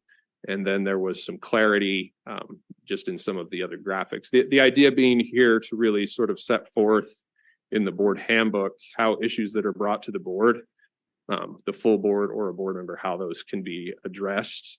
And then we also have it in in a lot of our policies, we have the duty to report, which includes, and there was a recommendation to add both the employee professionalism and conduct issues in terms of UPAC and ethics issues. And that was added in the middle to report when we have those issues that come up, whether through the administration or otherwise. Again, this is simply for informational purposes with the intent of it going in the board handbook. Okay, Mrs. Oakes, have a question? Okay, so I know this came up before as a conversation, and I don't see, okay, so in my trainings as a new board member, it was kind of drilled into our head that if a member of the public had a concern, that we should not call up and bother the principal, that we should just take it right to the superintendent. But this does not necessarily say that. It says that if they haven't talked to the principal, that we could pick up the phone and call the principal. I just want to be clear of whether or not that's what we as a board want. Yeah, and so that issue came up in our discussion. Mrs. Tingy, do you want to respond? She was during our meeting, so. Yeah, I brought up that same feedback and it hasn't been adjusted yet, but we need to clarify that really what the board member does is refer the patron to contact the principal and not the board member contact principal. Right. Otherwise, I think it could be misconstrued that we're jumping in, we're micromanaging a principal, which is never our role. Right. To do that. Okay. So I think that does need to be clarified. I really appreciate you putting in the duty to report and wondering if I'm just thinking as a new board member, it would have been helpful for me to understand that a little bit more. I don't know if we need a reference, whether it's on critical policies that a board member can go to understand what that duty to report looks like, or if we mention UPAC and law enforcement. I mean, I think it's pretty rare for most new board members to even know what UPAC is. It takes a minute to flesh that out. And so I would love for that to be a little clearer. Yeah, we can certainly take a look at that. And then as the board handbook, I know it's under development. If there needs to be like a one-page written description regarding the graphic to help further clarify, that might be something that we could initially look at. I know you've got several board members currently working on that handbook that could work and add that to this, which I think it would be helpful to have some of those details outlined in the handbook. Well, and I actually, I like the idea of this going before the public. So people, to me, if I'm a lay member of the community and I'm looking at this explains to me in kind of like a quick visual way what the role of a board member is and what they should be doing and who they should be talking to if they have a question and what the nature of the question is. So I think getting this right will help a lot of things in the end. It could save time, actually. Okay, thank you. Mrs. Nybar.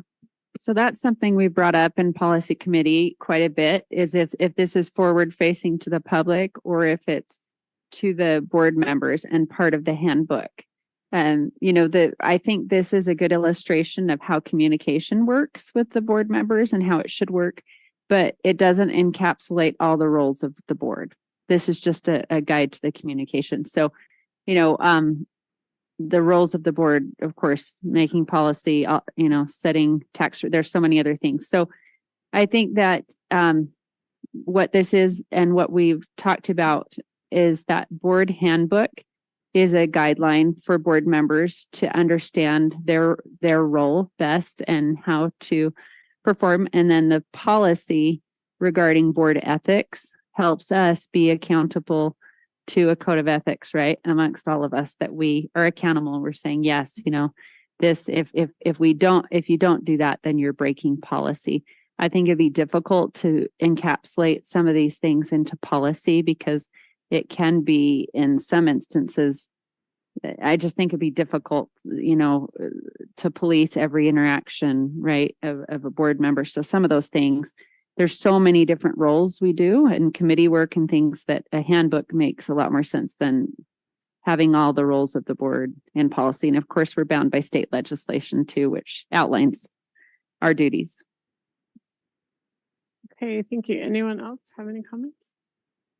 Okay, thanks for your work. I do have the same, concern as Amanda with that board member first to principal, because maybe we just add patron and that refers patron or parent or Refers constituent, patron, whatever. yeah, we'll correct that. Yeah, I mean, but I do like also the idea of maybe writing them out step by step. I know. Anyway, that'd be great. Yeah. Okay, thank you so much. We will look forward to next meeting, continuing this. Okay, so the next item is item D, the board strategic indicator and goals, second reading, possible action, and Superintendent Rick Robbins will present this. Thank you, President Schill. Also, I want to just thank Jeff and Paula and Dr. Eschler for being here. That was great. So I don't know how much you want to get into the slide deck. This will be the second time we've reviewed this, but I wanted to highlight just some of the requested information on some of the data. So we took a little bit more of a deep dive into some of the achievement data and what that looks like specifically with grade distribution. And so, as well as attendance. So I don't know if you want to spend more time on one slide or if you want to just do some Q&A on that. But I think it was interesting. I know Mon's highlighted this a few times to dig a little deeper and disaggregate the data to understand, sometimes it's easy to hide in percentages but like you said, to ask some of the hard questions about some of our more impacted students. And one clarification too, I know we've had different slides over the last 2 years on trying to define chronically absent. So between our research and assessment folks, Hal, Laura, and ISD, we're settling on chronically absent as being absent 10% or more. And severe absenteeism would be 20%. But, even at that, I mean, those number of days missed by students are one too many. I think, this is something that we want to pay close attention to, and you can see how that's disaggregated with some of our impacted students compared to the entire population as a whole in our secondary schools. So, and then of course, grade distribution. So looking at our students disaggregated, we have a lot of work to do. As we know, the pandemic had just horrendous impact on many of our students, especially with credits. And I think this is a point of emphasis that we want to continue to look at how we engage these students, their families, tier 1 instruction, but also tier 3, credit recovery systems that we have in place. So I don't know, President, I'll turn it back to you if there's questions. Hopefully that data kind of help clarify some of those issues. There's one thing too I want to speak to on ACT writing when we get to that, but Okay, are there any questions on these slides we just covered? Mrs. T. Sorry, I have lots of questions today. So last meeting, when you presented this, I was actually participating remotely and the sound was not the best. And I think I asked the question about the F grades and where it says a full year. And I'm not recommending we do it one way or the other, because I realize being consistent in how we measure things is what's most important. But I just want to, for my understanding, does that mean a student has to fail all 4 quarters of a year and a full credit, or can they fail a quarter of a credit and pass 3 quarters of it? Yeah. So per course, per student, I think, Tom, or I don't know who can help answer that. Per course. So would a course be first half of ELA, second half of ELA, or Each quarter. each quarter? So each Each grading period count one. as one. Yeah. Okay. And that it's, okay. That makes sense. So they could receive 3 quarters of a credit for 10th grade ELA, but fail one of them and still show up in this data. Yep. Okay. Okay, any other questions? Okay, I think we can keep moving on. Okay. So one of the things moving on, I want to highlight a couple of things on our goals and our indicators. With ACT writing, we ran into a little bit of a snag with this, with ACT in the contract with the state. So to do the writing part of the ACT, if we stay with the state contract, it needs to be with the state contract, right? So you can't offer, ACT doesn't allow us to just offer writing on its own. It has to be with the rest of the ACT. To do that, we would need to offer it in the fall. And to do that, to accomplish that, then that means we would have to offer the entire ACT with the writing portion at our expense. So that's obviously problematic. I think the ACT in its entirety is $50 to $60. I can't remember. Tom, do you know the cost? Oh, 83 total. Okay. So that's an added expense to think about. Not that we can't do that, but we may want to consider a different platform altogether. The state is not going to support offering writing in the spring. So I have my own opinions about that, but we're not getting any traction with that. So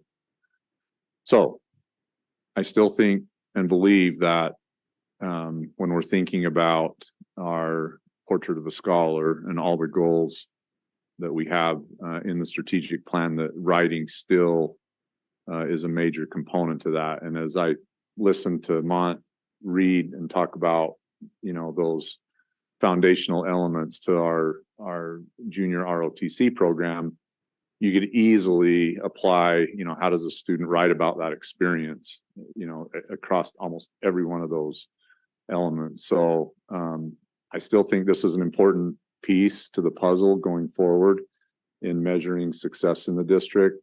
Maybe it's not ACT, I think a measurement that has a common language that our parents and our students understand is still important. I think sometimes in education, we go off into these different assessment abysses that no one really understands. And ACT, as I've said before, it has its issues, right? It's not necessarily aligned to Utah core. And I get that, and it's norm reference, but it's still at the end of the day is about assessing our students' ability in a short amount of time to come up with a short essay to determine whether or not they have that skill, which I think is very critical to the future of our society, frankly. So I'll leave you with that. We can come back with more options at a future date if you'd like. We can still, this is all new information from USBE just in the last day, actually. So, but we'll continue to pursue this if you want. So I do think from past conversations that the board liked this idea, so maybe you can come back with Some other ideas. options. Okay. Or what you guys can come up with instead.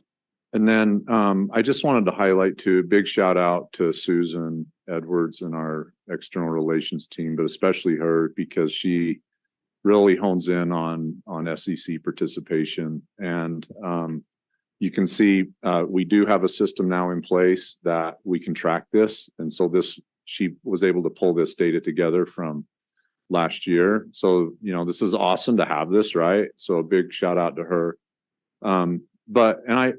As I look at that data, I remember probably really the first week or two that I was, after I came to Canyons, I remember Nancy talking to me just about the importance of SECs in Canyons and that, this is such a foundational piece to our district and the culture in our district when it comes to engaging our parents and our communities. And so I think highlighting this and making this part, now that we actually can see kind of that data and track that over time and really understand that really furthers the mission in the district and that tenet of community engagement. So this is great. I'm really grateful that Susan was able to pull this together in such a short time to get this up there for you tonight. A lot of work to make that happen, but that's now part of the plan going forward if the board decides it to be so. So any other questions on any other slides? Yes, Mrs. Nybar. Okay, so I love to see that percentage so high with SCCs, and I share a lot of passion about the school community council and the level of engagement that happens there and the impact parents can have, as well as not only that, but developing relationships with their faculty and principals. And I know initially when we met as a committee for indicators, we chatted a little bit about the opportunity we have to gauge other types of community participation. I was just thinking of this today when I dropped my kids off at elementary school. The jogathon is this Friday, and we have an ability at a younger elementary school level, right, to engage the community with some of these activities. We know that as the kids, have their parents participate as well in these things, sometimes it really helps bridge the gap between, missing home and being at school and feeling like their parents are part of the school community. And these things, like art night and some of these things, I think that's what really can set us apart as the public school, as the neighborhood school, as the community center. So I would love to see us gauge other activities also with community engagement. Do you feel like that's possible? I know we talked about QR codes and different things. What are your thoughts? No, that's a great point, Holly. We're within an app that we're using at the administrative level. We're trying really to identify all of those partnerships. There are, as you said, there's many, right? Mm-hmm. And so trying to create a system of a way to track that's really, it's just, devil in the details, right? Yeah. So, but I think it's possible. We're just not there yet, but I think at some point with, at minimum, be able to report to the board, what that looks like. So that work is underway, but we're not there. We're not ready yet. Right. And I do remember Wendy Dow was saying there's something there that she was able to track certain. We have it. Okay, we have it. Basically it's just say, well, we put the event in. Yeah. And then we have it there. And then if you attend, you can mark that you basically were there, or that you can submit that you attended to that event. But that's pretty much what we have right now. So it's very rudimentary.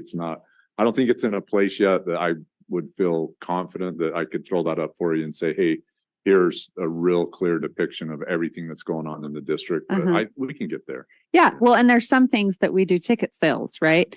To the athletic games and plays. And so some of those we have that access. I had a couple of other questions here. On the writing portion, when we're looking at different opportunities for our students to communicate to us through writing, right? That they're college ready and that we are targeting those portraits of a Canyon scholar.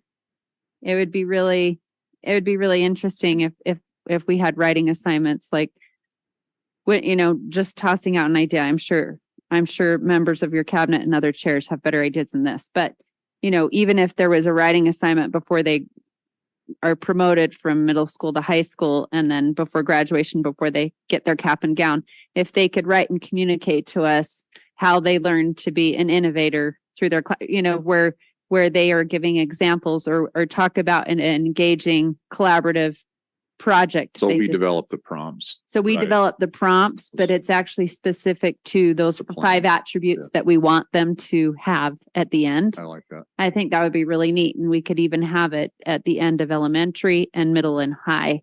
And I think that would be a great indicator, because we would be able to read, how the students have internalized those things. So, and the teachers can help them through that. And then if that's the indicator and the teachers are aware of it, I think it also helps us, reinforce that is indeed happening, which I think goes along with our strategic plan. So this is great.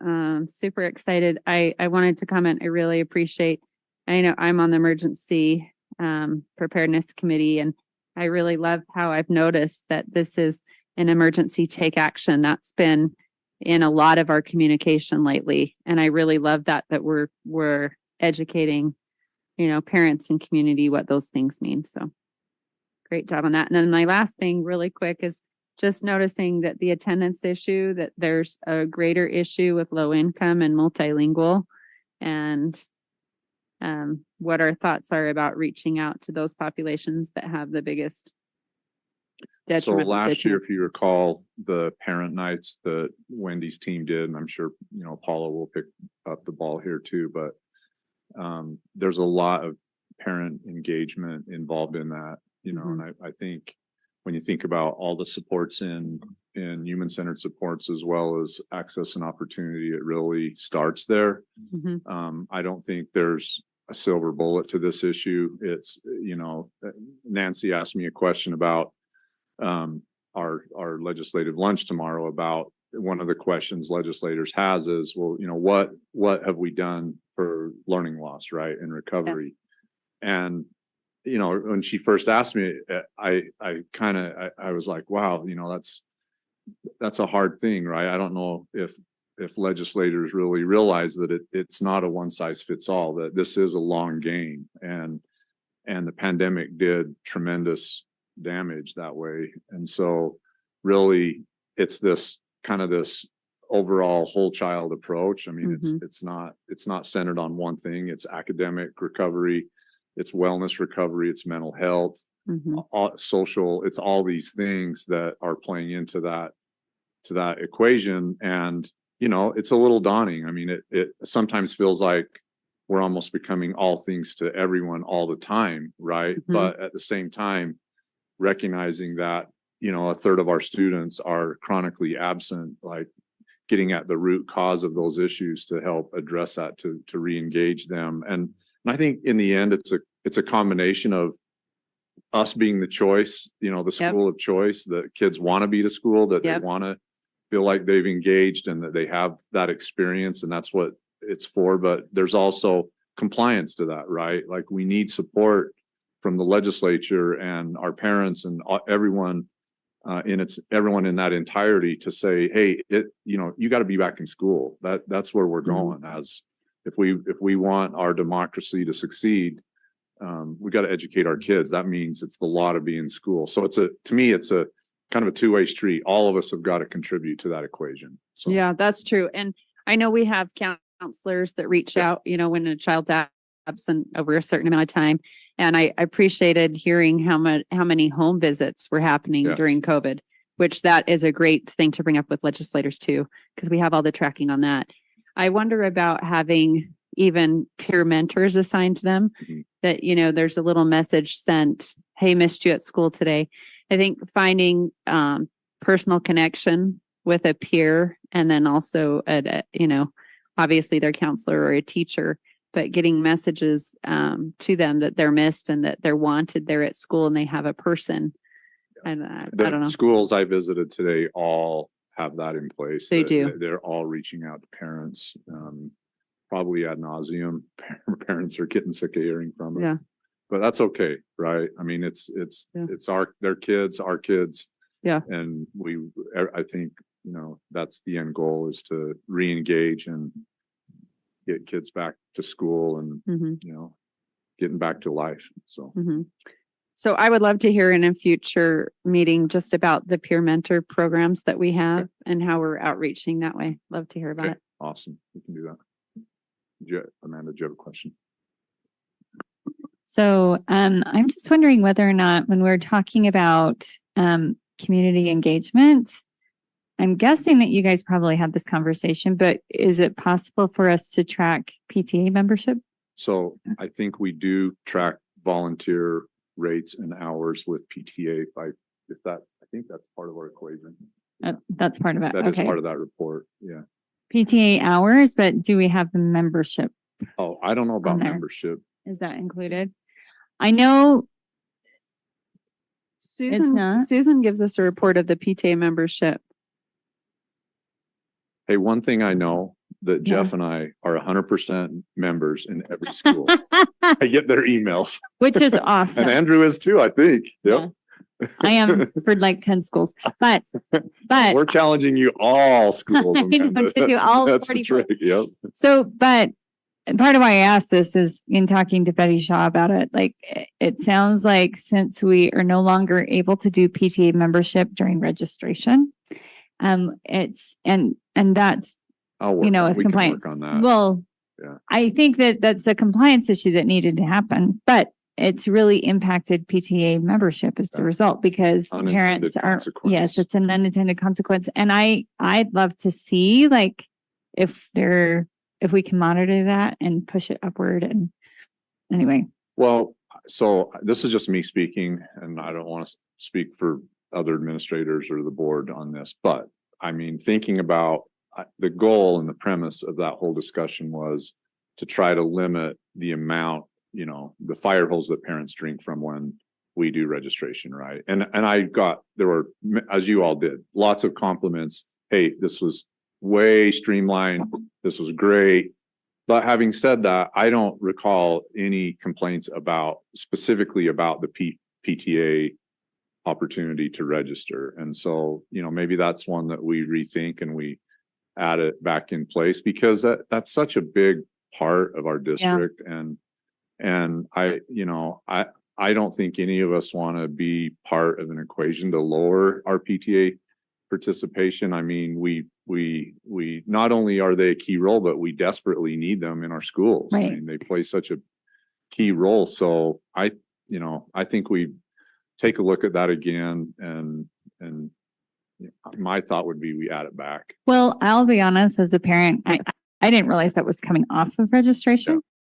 So when I went to register my kids this year, I was like, where's the PTA thing? And I went back and I was like searching through screen after screen after screen. And I was like, I don't know how to sign up for the PTA. It was kind of this weird thing.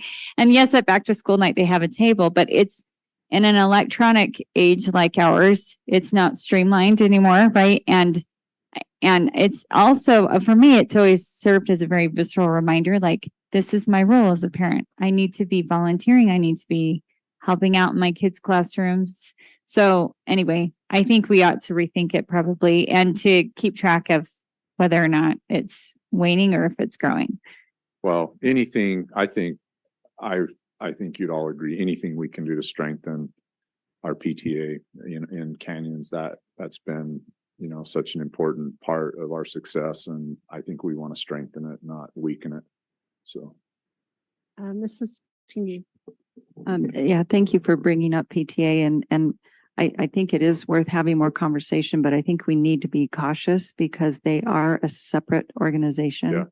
And they're governed, they have their own governing rules as well as ours. And I think that was one of the issues with the registration, is kind of that, trying to keep that separation. As school community councils are official organizations and entities in our schools and in our district. Yeah.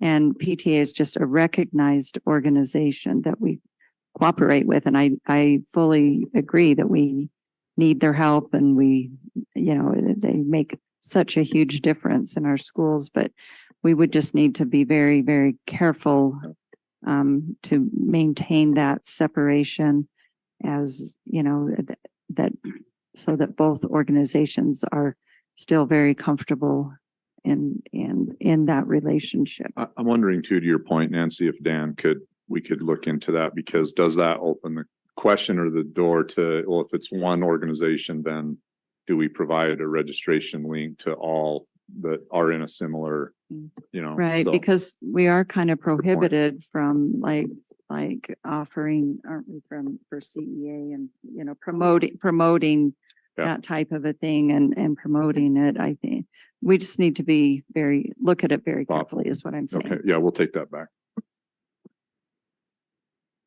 Okay, the other slide I noticed was the graduation rate. So do you want to Yeah, cover that? so I'm still going big on this one, but Monk kind of tempered my passion a little bit.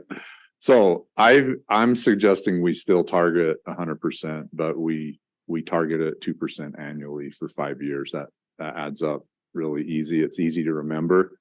I think that's very doable. But I think we should hold ourselves to 100% within 5 years. I think that's a great goal, and that gives us something to really, as we're looking at all of these systems, I think that gives us a great goal to really target. And so that, I think from the feedback that we got from our last meeting, I think that's kind of the direction we want to go, if that's what you all want to do. Okay, Mrs. Pedersen. I appreciate that you made that change, because if you have 100%, you're always trying to catch up. It's always a negative. You're not there, you're not there, you're not there. But when we have 91% and it having a 2% annual increase is a doable measurement, then you can show progress, and it's reaffirming. So I really appreciate that this is a lot more realistic, and we still can do it. No one said you can't get 100%, but this is a more positive view on our progress towards that, because it is very difficult. Because once you hit 100, it's so hard to keep. It's going to be hard to hold. So every little bit's going to be great. So thank you for making that change. I really appreciated that. Mrs. TV. Thank you. Sorry, another thought on this, and I agree. I like biting it off in more chewable bites, but and I realize that graduation rate is calculated by a national and a state driven formula, which we can't mess with that. But I'm just wondering if, when the administration reports to the board on this number, they could kind of add in some of those students that have received those alternate diplomas or the certificate of completion. So that we can have a more realistic picture of each individual group of students and how when they're exiting our system, you know, that they really have something to Yeah. show for the time they've spent with us. Great point, Nancy, and we've disaggregated everything else. We should definitely, yeah, that's an oversight. We should certainly disaggregate this data that's probably at the end of the day matters the most to the kids, right? So, yeah. Okay, anyone else on this? Okay, are we ready to make a motion or do we want to wait and discuss this one more time, board? This is second reading possible action. Mrs. Nybar? I'd be in favor of waiting since we're still figuring out what to do for that writing portion, since we're not going to be able to do the ACT writing portion.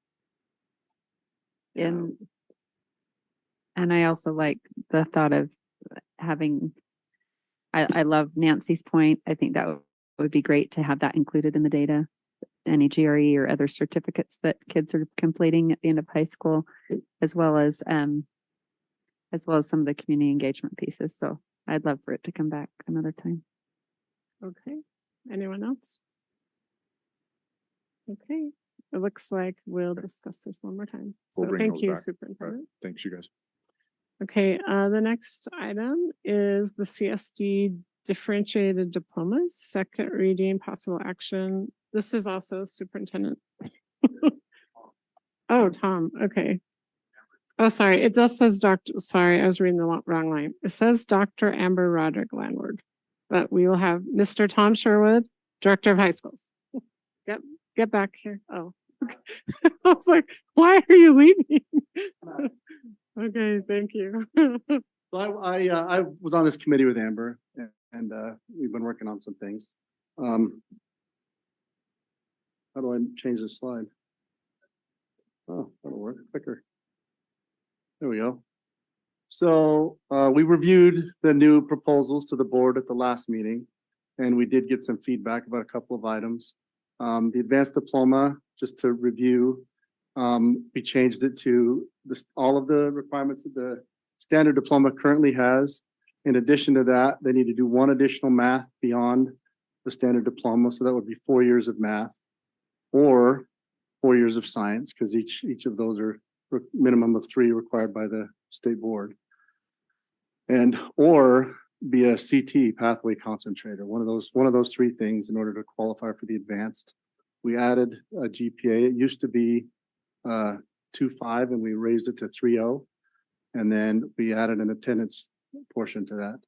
I know Mont brought up the concerns with attendance, and we all know that there are all kinds of reasons why kids could have a tragedy or family situation where they may need some grace in that, and I'll talk about that in the next slide. And then for the honors diploma, we upped it to, instead of or, to do 4 years of math, and all of the science that they complete has to be lab-based sciences, which essentially just discounts earth systems as one of the 3 that can count, or some of our elective sciences. It's essentially chemistry, biology, physics, or AP sciences. And then,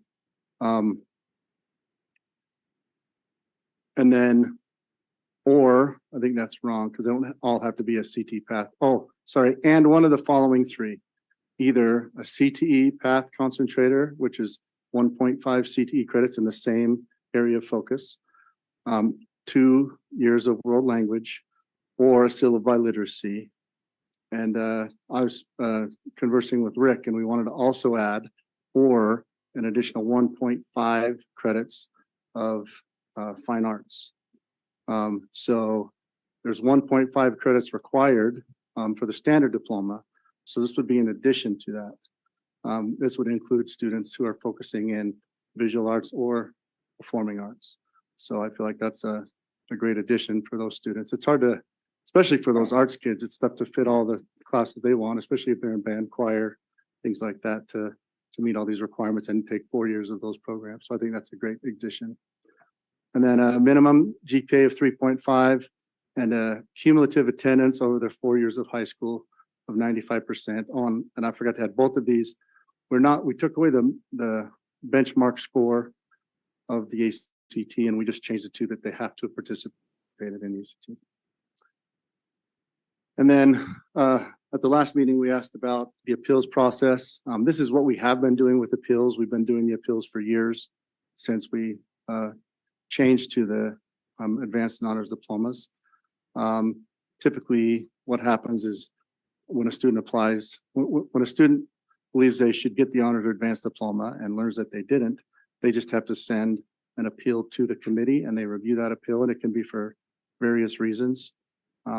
Each year, the appeals committee consists of administrator from instructional supports, the district counseling coordinator, Melissa, one high school administrator, and one high school counselor.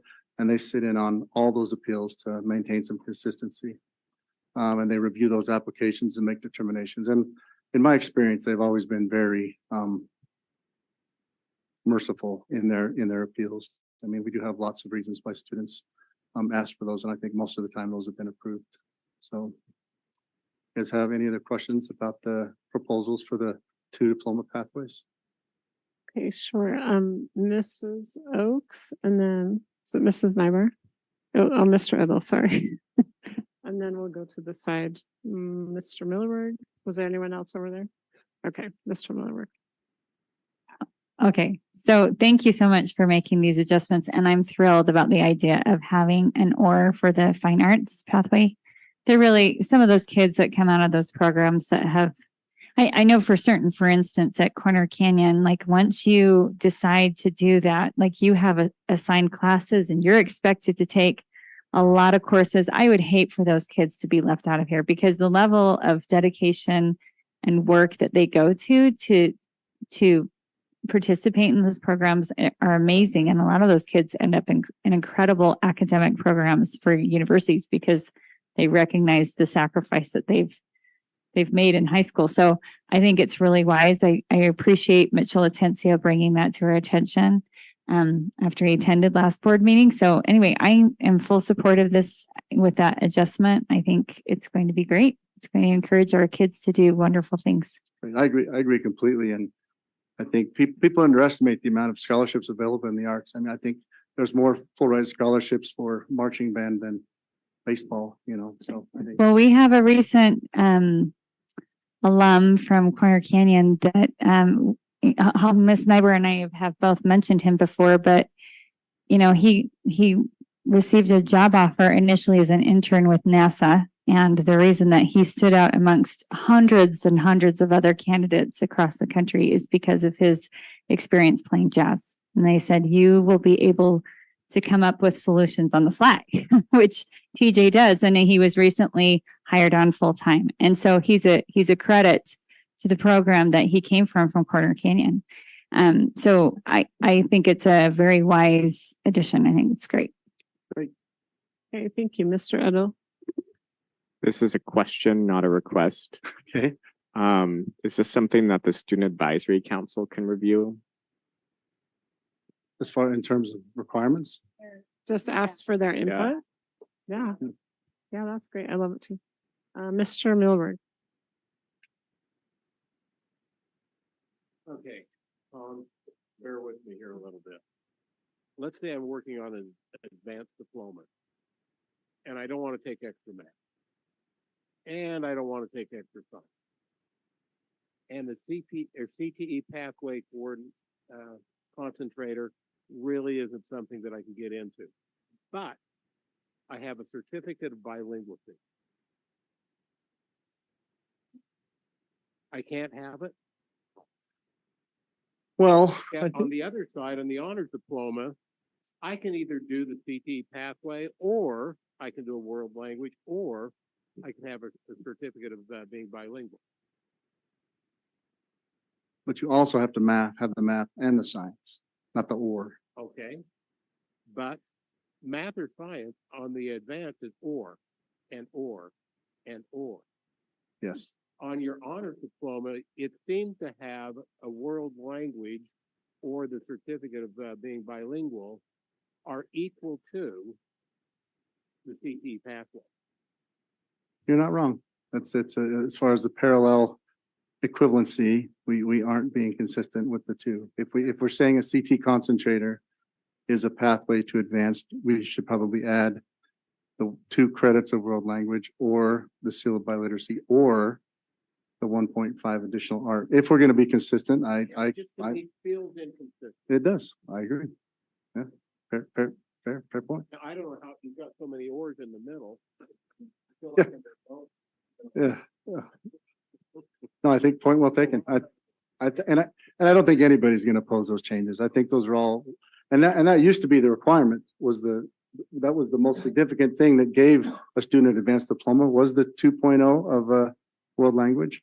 And there's no reason we can't add that back on there and then additionally add the seal of biliteracy and the arts concentrated. So I think those are both great suggestions. Thank you. Okay, anyone else? Mrs. Tingy? So again, just kind of help me understand this. So the CTE pathway concentrator, 1.5 credits.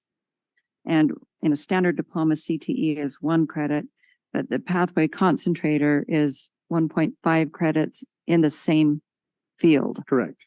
And the standard could be in 2 different fields. Yeah, it could be 3 completely different classes they take. Yeah. And then in the honors, so it says math, 1 extra credit, so 4th year of math. Correct. And then all science courses must be lab-based or advanced science. How many courses is that? Because the standard diploma has 2 courses. And then advanced, you choose either an extra course in math or science. So a standard diploma is 3 science credits and 2 of them have to be core and 1 can be alternative.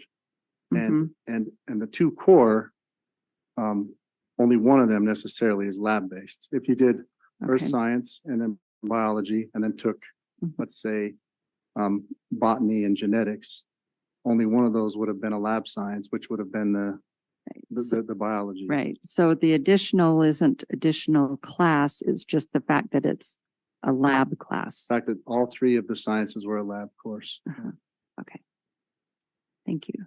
And I do also like the addition of the option for the fine arts as an, I do too. an equivalent to the other options. And when we were looking at this with the additional math and science, especially for the honors, we were looking at some of the requirements for the opportunity scholarship, which is the state has used to replace the regents.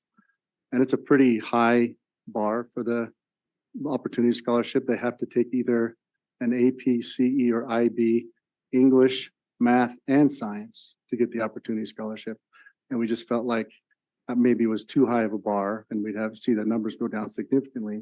So we were still kind of trying to get students to take a high number of math courses, all lab-based science, to more align with the new opportunity scholarship program. So. Okay, well, you just took my question because I was going to ask you if you guys looked at the opportunity scholarship because when we started talking about this in high quality learning, I thought that we did bring up that, we're going to try to align it more, but it's not really aligned. So I guess. I would say that, I mean, I don't think we could align it. It's just to take 3 for every student to get the honors diploma to take it's not honors, it's an AP, IB, or CE English, an AP, IB, or CE science, and an AP, IB, or CE math is a. So it would be too hard. I think it's something maybe we could grow to, but if we want to set the bar, we could set it equal with we could discuss that. It was discussed. We just felt like we have schools who don't have teachers that are. I think we have only 2 or 3 of our high schools that have CE science teachers. They're hard to come by, and the AP courses are pretty challenging. So it's just a matter of if we want to where we want to hit the bar. So okay, well, I'm happy that you guys discussed it and because I just thought about it. I'm like, I thought we were going to align it, and then I looked at the requirements and it's not. So okay, Mr. Millerberg and Mrs. Pedersen and Mrs. Nywer. Looking at this, especially at the honors diploma, if I'm a freshman entering high school, I am going to have to pretty much take every class I take in science is going to have to be lab-based. And so if I don't take one as a freshman, I have given up my opportunity for an honors diploma. So you only have to have 3 to graduate. So if they took science their sophomore, junior, and senior year, I have to set a goal at least by the beginning of my sophomore year to have an honors diploma. correct. And the other question I have is as I look down the requirement for the honors diploma with all those ands in there, have you actually charted out a course for a high school student to go through 4 years of high school and see how that fits? Oh, it does. I was gonna say, Whole bunch of elections or other things that they want to do. So oh, sorry, I didn't mean to interrupt you, but You know, just look at it and say you have somebody that is an athlete that participates in fall, winter, and spring sports. Can they still get that? yes, with fairly without much sacrifice also. Like if you figure in 4 years of course study, they have an opportunity to earn 32 credits. And our district only requires 28. And then of that 28, 10 are elective. So if you had the 4 that we have in addition to the 28, they have 14 years of elective credit that they can fit this in without much trouble. The kids that do struggle to fit it all in are the kids who are in drama and play an instrument, and they take 4 years of drama and 4 years of orchestra, and that's a big chunk of their electives. Those kids have a little bit rougher time, but they can still fit it in. So, yeah. Mrs. Pedersen, yeah. It's more a clarification situation.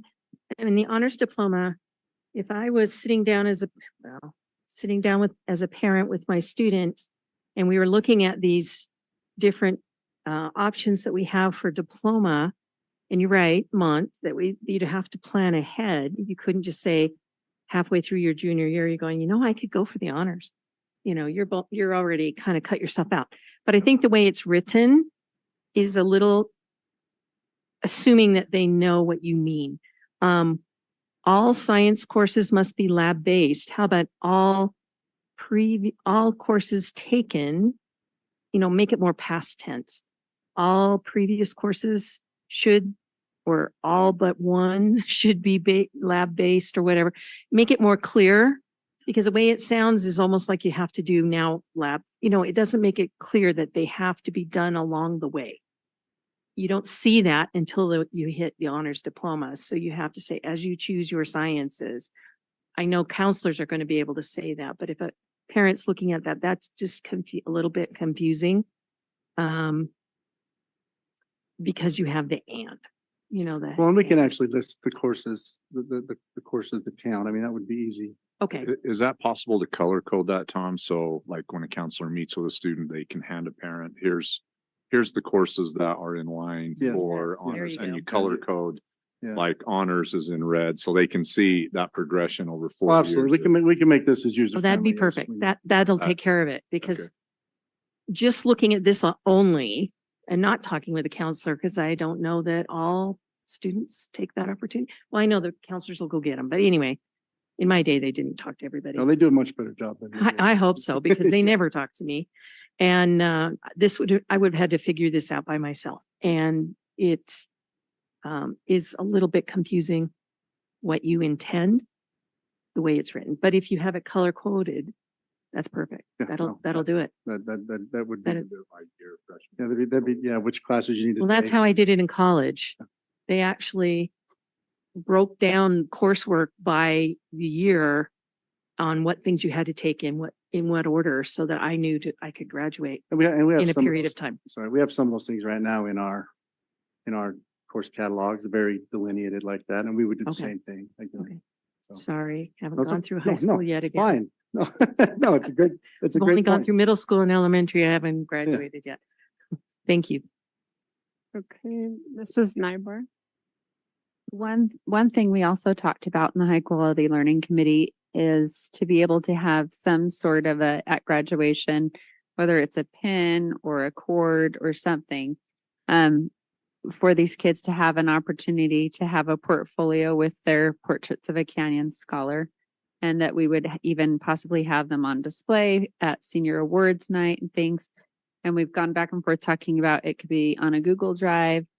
I know that the Ames program does something like that. And, you know, we've talked about this quite a bit. In fact, at one point, I was thinking it would be a neat pathway as an honors diploma if the kids can demonstrate that they have, you know, they have learned those 5 attributes of, you know, portrait of a Canyon scholar. So I know that's not part of the presentation tonight, but I'd like it to be kept as a thought that it could absolutely be an extra delineation at graduation and something we really should consider, since the strategic plan is our North Star, that we should be doing something to So- encourage kids to do that. So we have a lot of our seniors who complete a capstone. And it's tied to Yeah. their senior English. And I think that is something we could put some of that into the capstone. Yes, If like. it would be we their could- capstone. We could integrate some of the portrait of a scholar into the capstone. I don't think that would Yes. be too big of a modifier. That'd be So, great. And I'd love that to be a distinguisher with their diploma of some way. Okay, I do, oh shoot, Nancy has a question. Another thought. So I, back to this idea of you have to plan ahead in 9th or 10th grade. I think it would be possible for a junior or senior, because many, like math is required every year up until senior year. So Yeah. senior year, you would choose to take that 4th year of math. And science is required, 3 years. And then, I mean, if you are one lab science short in 1 year, you could take two of the courses. And so I don't want to discourage people that if they haven't, because you could find yourself in a place where by your junior year, you realize, wait, I want to go for this and I can. Well, just to respond a little bit, I mean, we're trying to align this with a little bit more of a college readiness for the 21st century, and we do know that students are needing more science. We do know that students are needing more math. And that's, it isn't just to get the honors diplomas, because we know that these are the skills that are going to most benefit them as they go into the workplace or into post-high school education. And so we're trying to really focus on the things that we think will be the most valuable. So it's a, twofer. We're getting the honors diploma and we're giving them more skills that will help them as they proceed out. So. Okay, so my question is, so the 3 lab sciences, has it always been like that? Because I know that aligned with the old regents. So are we just carrying that over, or is this something new? I can't remember if this is something new or it was already on there. I can't remember. I don't know. Oh, yes. I know we're back and forth between requiring APCE or IB science and not Yeah. just an advanced science, like making them take one of those. And I think we settled on making lab sure that science. all 3 were lab based, and that was kind of a compromise. So Okay. we're just trying to get the kids to challenge themselves in science and math. So So- you guys do, because there are lots of science classes. So that was kind of my other question. Like, you guys feel that these are the science classes that will prepare them for college? I'm a science guy, so I'm probably biased, but yeah, I think Yes.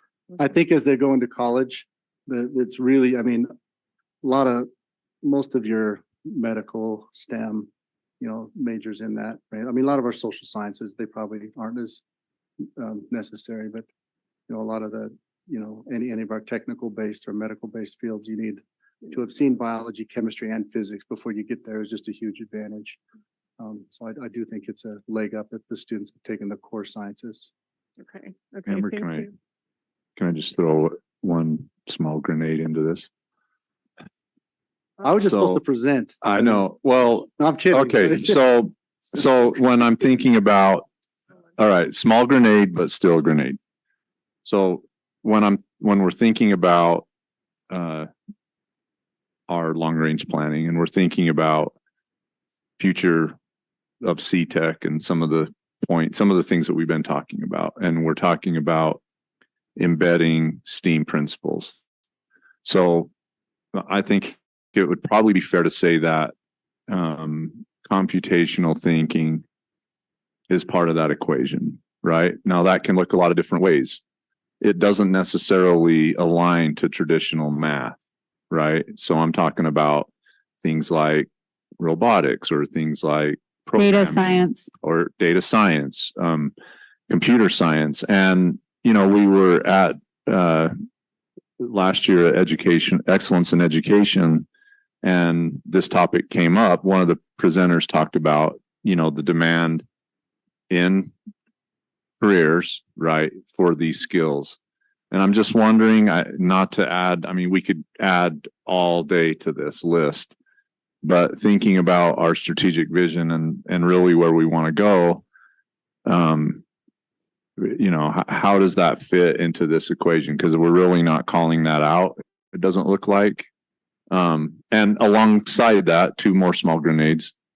We also talked a little bit about civics, and we also talked a little bit about financial literacy. 2 major skill sets that are also probably in high demand in a future democracy, right? So maybe, I don't know, maybe we need to look at some of these. Or So, can I respond? So yeah, no, it's not bad. So, yeah, that's all right. So I think with the financial literacy and the civics, we do. Well, yeah, I think we cover that. I mean, we do have the financial literacy, and I've actually, when I've observed those classrooms, I've been very impressed with the curriculum. They talk about investing. They talk about, you know, savings. Talk about how interest rates work. You know, how debt works. You know, we're one of the few states that has that as a requirement. And as I've observed that class, I've been very impressed with the things they discuss in there. With the civics, our seniors are required to take the U.S. government, and it does a fantastic job with the civics, and that's really the focus of the curriculum. And then with the other piece, I think maybe we could add as maybe an or instead of a CT pathway concentrator, which a lot of our kids who are on doing the things you're talking about, whether it's data science or computer science, they're going to have 3 courses in that area, which would give them the concentrator. But we could also make it so it's more competency based, where it's either a concentrator or a like a capstone course. Like if you take AP computer science, that counts. Or if you take AP calculus, that counts. If you hit the cap in that area, I mean, even if you don't take, you know, 4 years of math, if you take, as an example, if you take AP calculus as a freshman, I have no issue handing you an honors diploma. So I think we could add to this a terminal course, and if you pass the terminal course, it's the same as your years of completion. So I've heard this in lots of different meetings with industry, and I think this came up a couple of years ago, even at state school board convention, is just, you know, from industry, the number of AP or higher level concurrent enrollment or AP level computer science courses, or lack thereof in our state, you know, and they're saying we have thousands of jobs, you know, Qualtrics, you name it, where data analysts and people that do this type of work, or programming on and on and on, right? And we just can't fill these jobs, that they're being outsourced to India and other places around the world.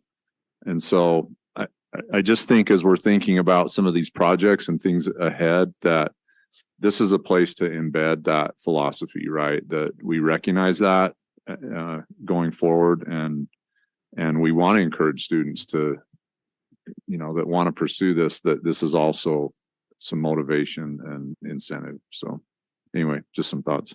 Okay, Mrs. Oaks. I almost want to start from the drawing board. I mean, actually, I loved your grenade. I think I don't know what it is about this particular subject. We've talked about this in high quality learning, and it's never fully settled with me. And I think it's for that very reason. I don't feel like it reflects what it is we've set aside in the strategic vision. I feel like it's a a remodeled version of a very traditional model that we've been operating from for a very long time. But absolutely, I mean, from a competency-based perspective, if we have kids that are already hitting it out of the park as freshmen or sophomores, like we should be able to recognize that and accommodate them. And you know, when we're talking about the lab sciences, I am one of the first people to tell you that I want my kids doing hands-on learning. But I will also tell you that in my personal experience over at Corner Canyon, one of the best teachers over there is the AP psychology teacher. And my kids came out changed people. It wasn't a lab science. It's not necessarily because that's her choice. You know, high school students only have so much opportunity to do certain things with labs of psychology. But I would never trade in a million years the experience that my children had in that class. So I do think we need to kind of rethink some pieces of this a little bit. Maybe we kick it back to the high quality learning and say, how do we really reflect the portrait of a graduate in this? So we actually had that conversation, and I think the consensus of the committee was you guys wanted this now. So it's really for us, we're happy to revamp and bounce this around some more. I think we were trying to, you know, adjust it to the more, you know, a more current requirement. But I don't think anybody would be opposed to doing something differently. I mean, we're welcome to use the one we've always used this year. So I'm not in a hurry. Just in relation to timing, what time of year would a decision need to be made so that it could be implemented, because there's a 4-year runway? Yeah, I think, I And mean, registration and all going that. with, you know, Karen's point, and I think 8th graders are signing up for high school courses in February. So I think we're on a February deadline. If we want to promote this to the 8th graders, it'll be signing up for 9th grade classes next year. Yeah, I think that Amber's timeline said 2028 would be the. Yeah, so Didn't I read that well, so that's the first graduating class it would That's- Yeah, impact. yeah. So I mean, the kids it's are in high 4 school now years will out. go continue with the current one, and then this year's 8th graders would start on this new. Okay, Mrs. Oaks. Sorry, I know this is going to require more committee work, but I feel like this is an untapped potential opportunity for us to really forward the goals of the strategic plan. Like, for instance, to what Ms. Nybar was talking about, like, if we want a capstone that really reflects what we talk about in the portrait of a graduate or a Canyon scholar, like, this is our chance to do it, is to embed that in to a diploma like this. And I don't know why we didn't. I feel like a loser. I'll be honest. Like, I'm like, we've had all of these meetings and we've talked about the portrait of a Canyon scholar. I'm like, why did we not reflect it here? Anyway, so I appreciate the small grenade. I think we needed to have this conversation. Okay, I think you guys are back to the drawing board. Can I, Hope you got all of that, what I did, everyone yeah. said, because. Oh, I got it. President Shield, can I So- make one other? Sorry. Yeah. So if it is going back to the drawing board and I, you know, I like the idea of something related to portrait of a scholar. And I mean, that's just something that I envisioned from the get-go when we were talking about our strategic plan. But I would like to make it something that every student in Canyons could achieve, not just those that are going for advanced and honors diplomas, because I think those skills are something that can benefit every student and shouldn't be held just reserved for these advanced and honors diplomas. So as you go back to the drawing board, that's just some input I would like to be So- considered. Hey, can I add one more thing? One more small No, grenade? no, no Uh, more additions. You know what? And so really, I love this because you know what?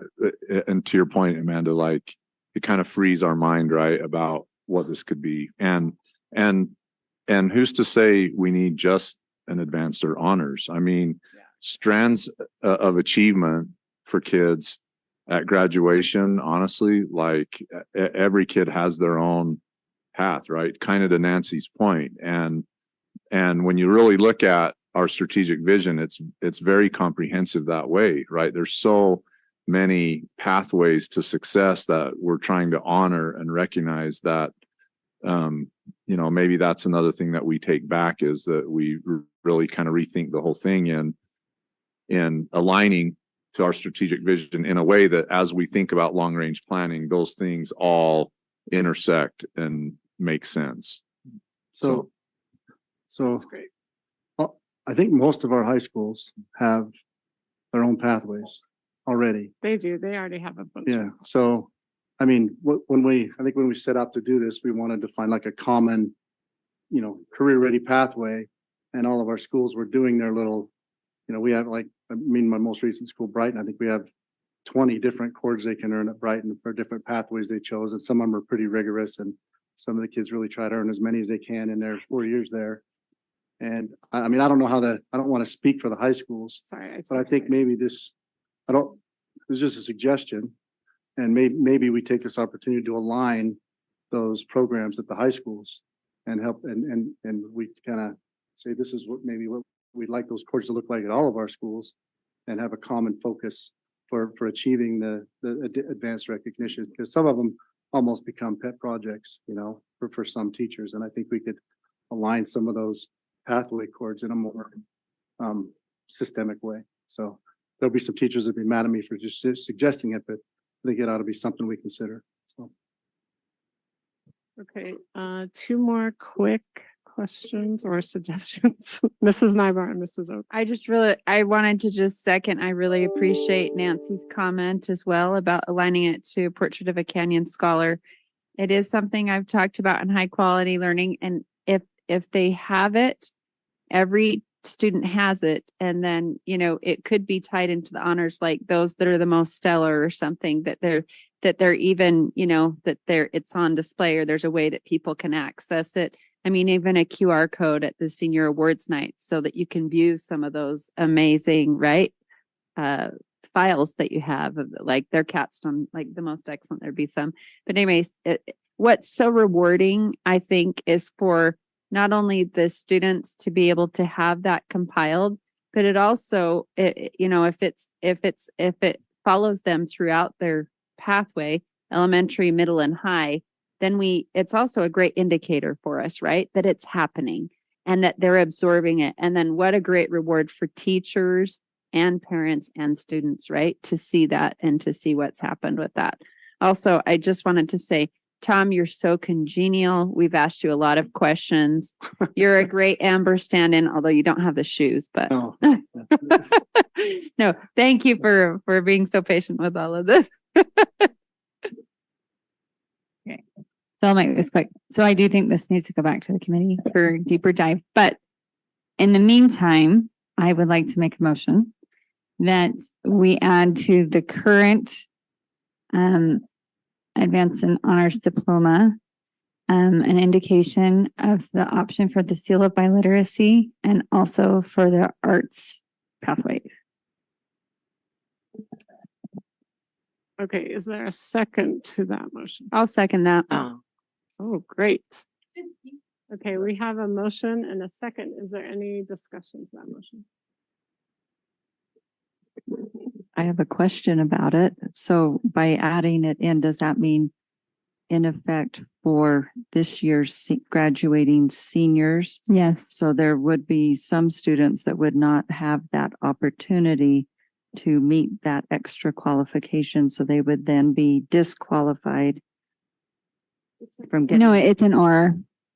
So they've already been on the pathway to achieve what's been on there previously. It's not going to prevent them, but it will open up the opportunity for some of those art students or students who are bilingual that may not have taken the mini language courses. So the or comes with the world languages. The world languages and yes, and It's on there though. it's what he has highlighted in yellow.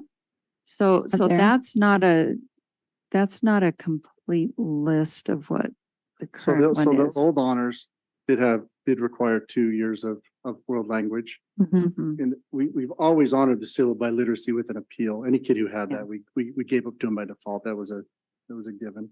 But I don't remember if it's explicitly written in the, It's not. okay. It hasn't been. Okay, And so that's the that's an, that's an change. easy. Yeah, it's the change I'm proposing and also the addition for an or option for an arts pathway. And I And think where that- would, I'm sorry. That would be, or fall, it would fall under the honors diploma I know, but, or what? I mean. from fine art- CTA pathway concentrated 1.405. Oh, so that's a new thing. It's not in the current one, Which one is it? the pathway. Oh, is the concentrator. CTE not? Okay, so I need to amend my motion. I was thinking that was already there. So it's just the world language that's there.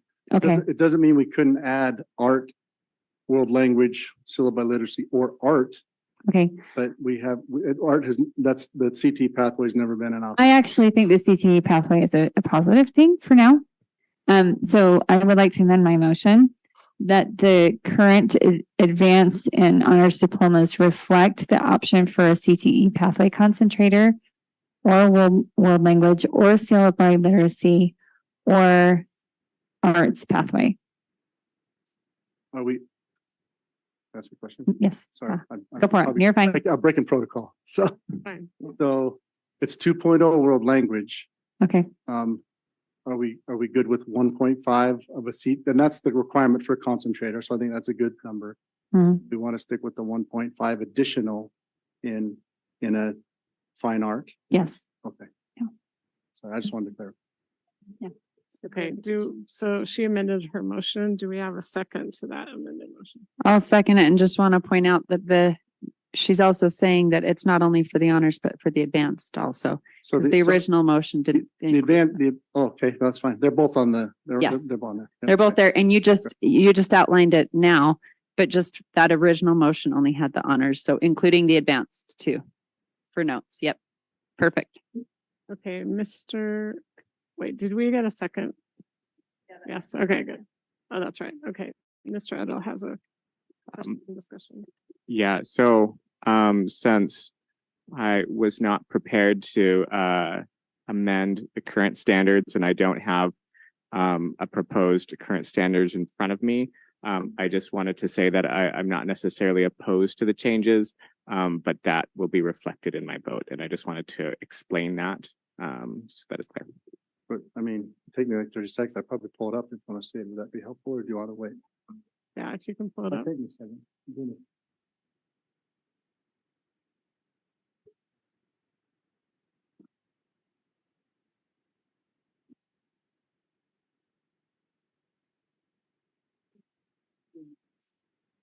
That's right.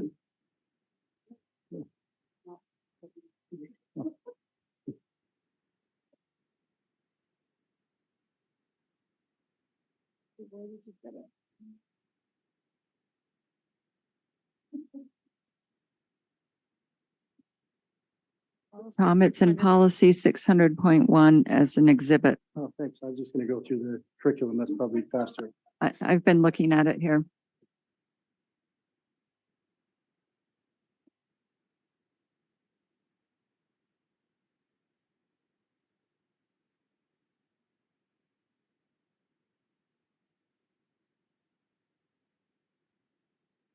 Say it again, please, Nancy. Policy 600.1, and it's an exhibit.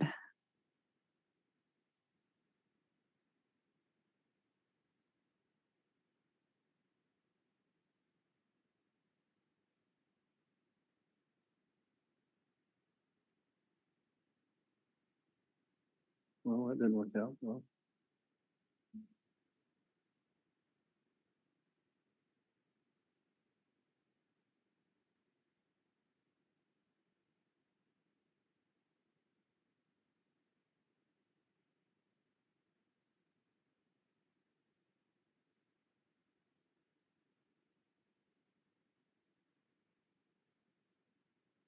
Oh.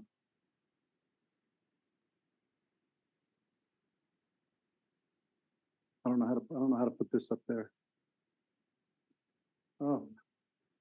Okay, where'd she go? Oh, she just told me they were seeing it on the Zoom. I thought it was okay if they're seeing it on the Zoom. I didn't know. Why does this look different? So right now, the only additional requirements for an advanced diploma on top of a regular diploma are 2.0 credits of world language and a minimum GPA of 2.0. That's all the requirements for advanced right now. And then for honors diploma, the current requirements are the 2.0 of world languages, minimum GPA of 3.0, and then to hit the college ready benchmark, 4 college ready benchmarks on the ACT. Those are the current regulations. So what we would be changing is instead of just having the 2.0 world languages as one of the indicators, we would also allow for the syllabi literacy, 1.5 additional concentrator CTE credits, or 1.5 additional fine arts credits would be the only thing we would change. We do that for the advanced and the honors. Can I make a comment? I appreciate what you're trying to do, but I also know earlier in this discussion, we talked about getting some feedback from the Student Advisory Council. I don't feel ready to actually vote on that idea yet, because I feel like we'd want to see it in writing, and I feel like we owe it to the public to have it in writing so that it can be on board docs. They can look at it. We can get feedback. Student Advisory Council will be meeting before our next board meeting, so we can get feedback from them, and we can get it clear, because I think to take action on something that is not clear at this point, we might want to wait, is what I'm saying. Yeah, I agree. I withdraw my motion. And I think, yeah, obviously we're not ready to pass anything today. And I think it's a really great idea to get feedback from the students, but I also would love to have a high quality learning committee do a deeper dive on what we can really do with regard to the Portrait of a Canyon Scholar. So. Okay, Mrs. Nybar. And I would be in favor of having the changes sooner than 2028, especially with the minimum GPA requirements. I would really love to have that changed. Well, I would love to change the GPA right now. That's my opinion. So Too. let's Me too. Let's bring this. So back. let's bring it back, because currently really for an advanced diploma, the 2.0. That's rough. Okay, well, it's been a really good discussion, and so I think, sure. Yes, you can. Looking at the way it's presented in policy that Nancy has brought up, that to me is so much more clear to read that where I can see English, how many credits are all in the 3 different, math, how many required in each one, where it's just summarize everything that, you bring it over standard diploma requirements, move in. If you bring it back and you present it where it looks like this one, that would be so much easier to read. Then you can just very quickly see what extra will be. So moving forward, I'll bring back a better version of this slide with some of the comments we've had today and integrated. And then it does say on here, syllabi literacy is available, but it doesn't explicitly say that it covers the world language. So I think that's missing from our current narrative. It just says it's there. It doesn't say it covers it. And it does, but it doesn't say it. And then it also outlines that they have to take a specific list of senior English courses as well. So that is something we may want to continue. I think that's a great suggestion, because there are alternate courses they can count for senior English, and I do like that. That's encouraging them to take the core English. So I'll come back with a modified version that we're going to change prior to 2028, and then the committee will wait for more feedback from the high quality learning before they proceed with further recommendations. Okay, I think that sounds good. Good recap. And thank you for standing in for Amber, Dr. Roderick. So, okay, Mrs. Pedersen. Okay. I move that due to the hour and the importance of presenting information concerning long-term planning, that we postpone discussing it tonight and put it back on study session, because we're going to be meeting more often, that we will have that opportunity to present to the community in the next meeting. Okay, so you are making a motion to move item F to actually just, move Just it to the next meeting. Move it back study to the session. next meeting. Okay, is there a second to that motion? I'll second the motion. Okay, any discussion to that motion?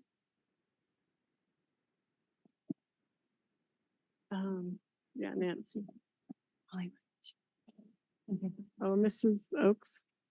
I think it's a good idea to move it to another study session.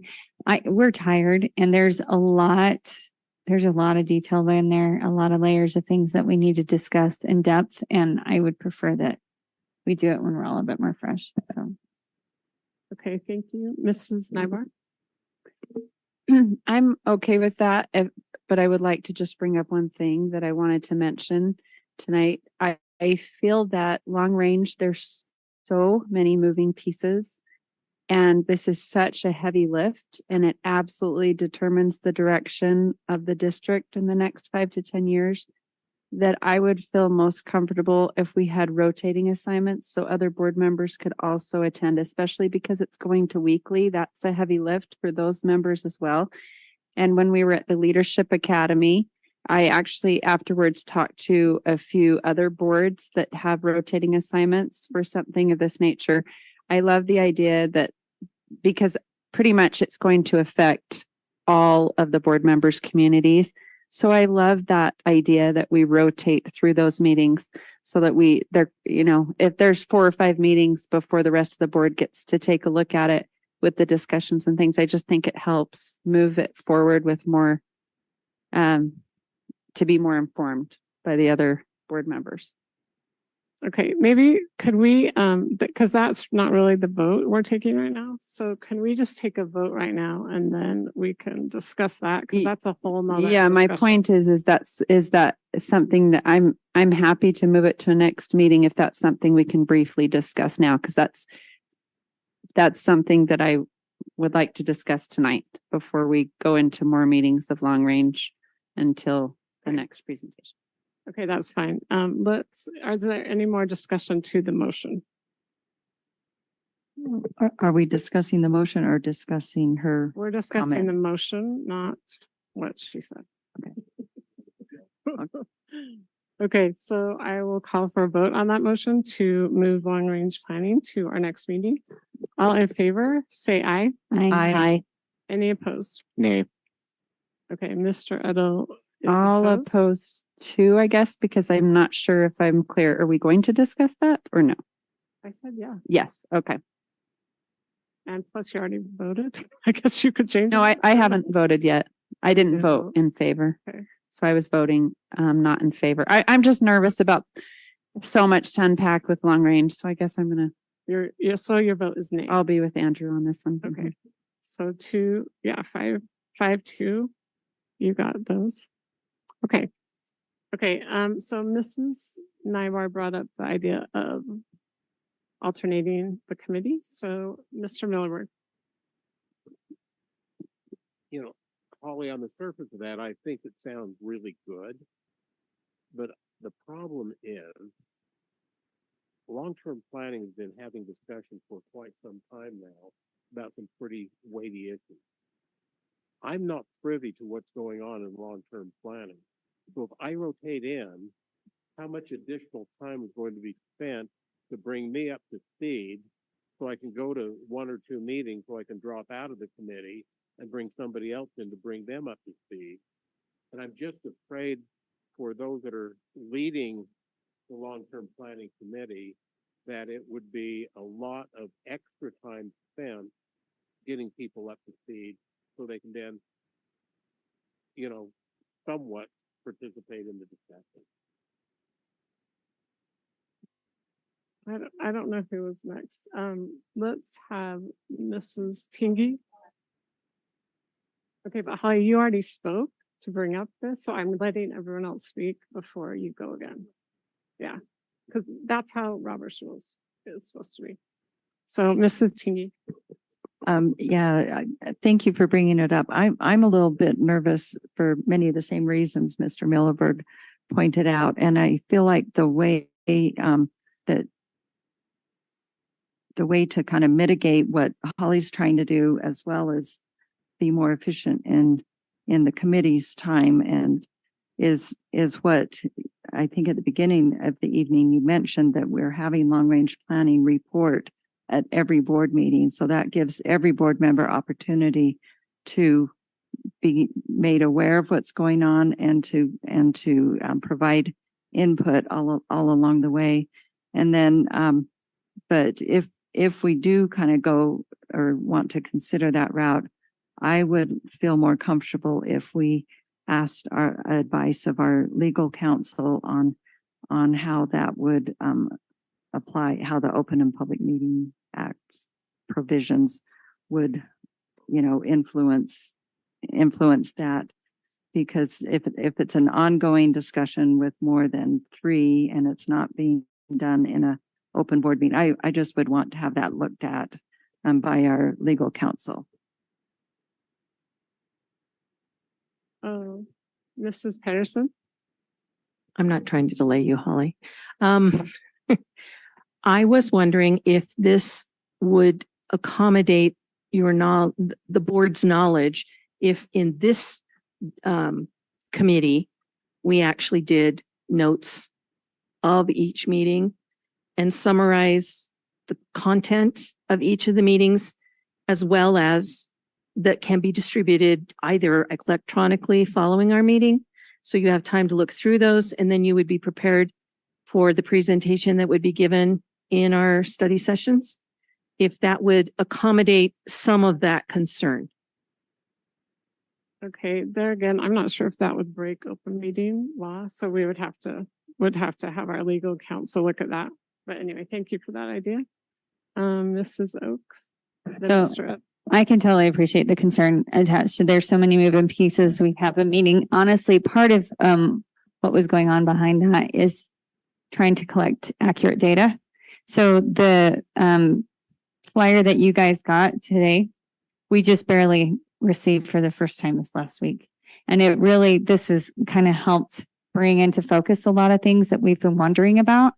We don't want to alarm anyone or make people panic because we have incomplete pieces of information. We want to make sure that when it comes before the public, that it's clear and it's solid, and that I can promise you there are like a million times when we're in our meetings and we're saying, what about this? What about this? And all of us keep saying, we need to bring it for the board. We need to bring it for the board. And we have felt a large sense of urgency with that. I feel badly that it's gotten tabled tonight because I've actually really wanted to make sure everybody has the chance to weigh in on it, because I do feel like it would be helpful for us to have more heads look at it, honestly, because there's a lot of complex issues at play. But certainly as board leadership, we can make sure that we prioritize more time for us to discuss it. And that definitely happens moving forward. The other thing to keep in mind I know as board members, a number of us will be doing site visits at various public schools, both locally and across the country, to get a better idea of what kind of learning models we want. And that plays into what we're going to be deciding too. And so all of that's kind of coming together. If my word of advice with all of this is take a really close look at the document that was prepared with regard to priorities, because part of the difficulty that we've been facing, and then this really crystallized for us recently, is that we've been operating from a number of different perspectives. I need to represent this community. I need to represent this community. I need to represent this interest. And really, we had this crystallization moment where it was like, we need to begin with the end in mind of what we want to see happen. The point is supposed to be bringing over 14,000 jobs in certain industries. How do we prepare our students to be able to rise up and take those and be qualified to be able to fill those positions? And that means we need to really get clear on what kind of a learning model we want there at CTEC and a number of other places, and be able to back plan. Because it's only once we have that crystallized in our minds that we're going to understand what the building that C-Tech is going to become needs to look like. And it's only when we understand what that looks like that we know where it needs to go. So it's kind of like this row of dominoes. So when we realized that as a group, that was when we turned to Rick and Leon and said, can you help us crystallize what our priorities need to be? And so that was where we were like, okay, we were ready to share it with all of you. And now it's almost 10 o'clock. So I promise we really are trying to fill in and keep all of you guys in the loop and participate in all of that. And I would encourage you as we're going to the site visits and talking about all of this as board members that we're keeping that in mind, because that really, not only does it pertain to high quality learning, but it is going to impact what we decide to do with our buildings and all of those other decisions. So. Okay, Mr. Edel. So I really appreciate Holly's desire for increased transparency in this, and not that there's, an effort to not make it transparent, right? It's in a committee. We all know how that works. And so I don't want to think that, but based on the weight and the level of importance, I think that the work that the long-term planning committee is going into with some of the things right now has considerable impact for everyone's community. I get Mont's point that it would be really difficult to swap out the different committee members. But I think transparency is important. I liked Karen's idea of having minutes. Okay. Oh, right. But like tonight, for example, we're just not discussing this. So we could say we're going to put it on the agenda, but are we going to get to it? That has to be demonstrated before I have faith in that. Since tonight, as we're discussing this, we're not discussing it. And I've been a parent on the side of a school getting closed, and boundaries getting shifted. And I would like to say that as a parent, I don't want solidified answers. I want to know what's going on now. And so on my end, I'm always going to be transparent with my community because I went through it. And I was told, I don't know how many times, well, this isn't decided yet. Yeah, but you guys are talking about this. And I'm going to feel a lot more at ease if I know what you're talking about. It doesn't matter that it hasn't been decided. It's that I don't want to be in the dark. And as we have these wide-reaching impacts, I think our parents don't want to be in the dark. And so as each of us as board members, I think we just want to have the information so that when these discussions come up, we can speak to them. And our community doesn't feel like they're in the dark, and we don't feel like we're in the dark. Again, I'm not critiquing the committee saying that you're being secretive, because you're not. Just kind of, echoing that just the situation is really pretty intense. My turn now. Okay, yes. Okay. Mrs. Nybar. Thank you so much for those comments. So because we are going to be presenting this, hopefully, and giving enough time every board meeting, and hopefully we do minutes, which is okay with Open Meeting Act. I know it's actually the USBA president that was talking about the minutes that they have at the committees, and I talked to her afterwards. Anyways, the current one. So if we're keeping minutes and we're doing these presentations at board meetings, every board member should be pretty current on what's going on and should be able to rotate into those groups. I was on long range planning, just barely, until we reassigned in January. And although this is new for the October attendance, the exact same schools were under low numbers last year too, when this was presented to us. So some of this information may be new to some members who are new to the committee, but these are numbers we have been looking at. And exactly what Mr. Edel said, just like you don't want, as a parent to be in the dark, you don't want to be as a board member in the dark. I am accountable to my constituents. And if you look at the district capital priorities, the point, that's actually my district. That's my map. That's my district where that's happening. The West Draper property, that's also my district. That's my map. Those are my people I'm accountable to. And the CCHS fields, the CCH Fields House, I have 5 of those district capital priorities that are on that list. And so as a board member that's been elected and feels accountable to my constituents, I would really appreciate a rotation in so that I can also talk to, I can be very well versed about the discussions and be able to talk to, my communities as I need to. And I did sub in, Mrs. Schill wasn't able to be there and I was able to sub in. I didn't think it was difficult to be up to speed at all. And I just, as this presentation, I've read over this and I've put copious notes on all of this because, it's a big concern because as Andrew said, this really shapes our district in the next 10 to 15 years. And when I look at it and I say, gosh, I have 5 of these priorities in my map. And then I look at it and I see Mont has a lot of these in his map. Andrew has a lot of these in his map. Nancy has these in his map, in her map. It makes sense to me that we do a rotation so that we can all be able to communicate to our communities and feel like we're all up to speed and we're able to all weigh in because this is the biggest thing the district's doing. This is the most impactful committee. And so 7 heads are better than 3, right? As we rotate through, I believe. Should be. Math should work out, I guess.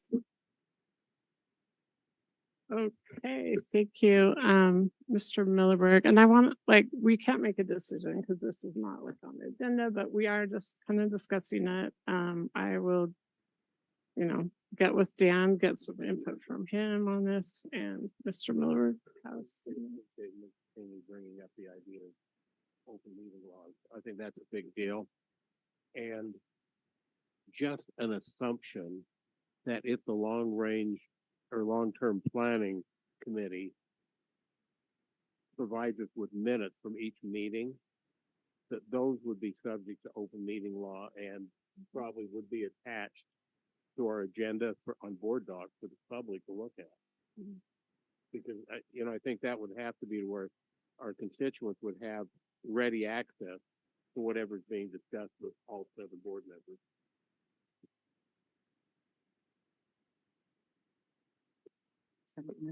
Sorry, one other idea. I'm just going to throw it out there. I recall several years ago when the district had a lot of big rocks that we were working on.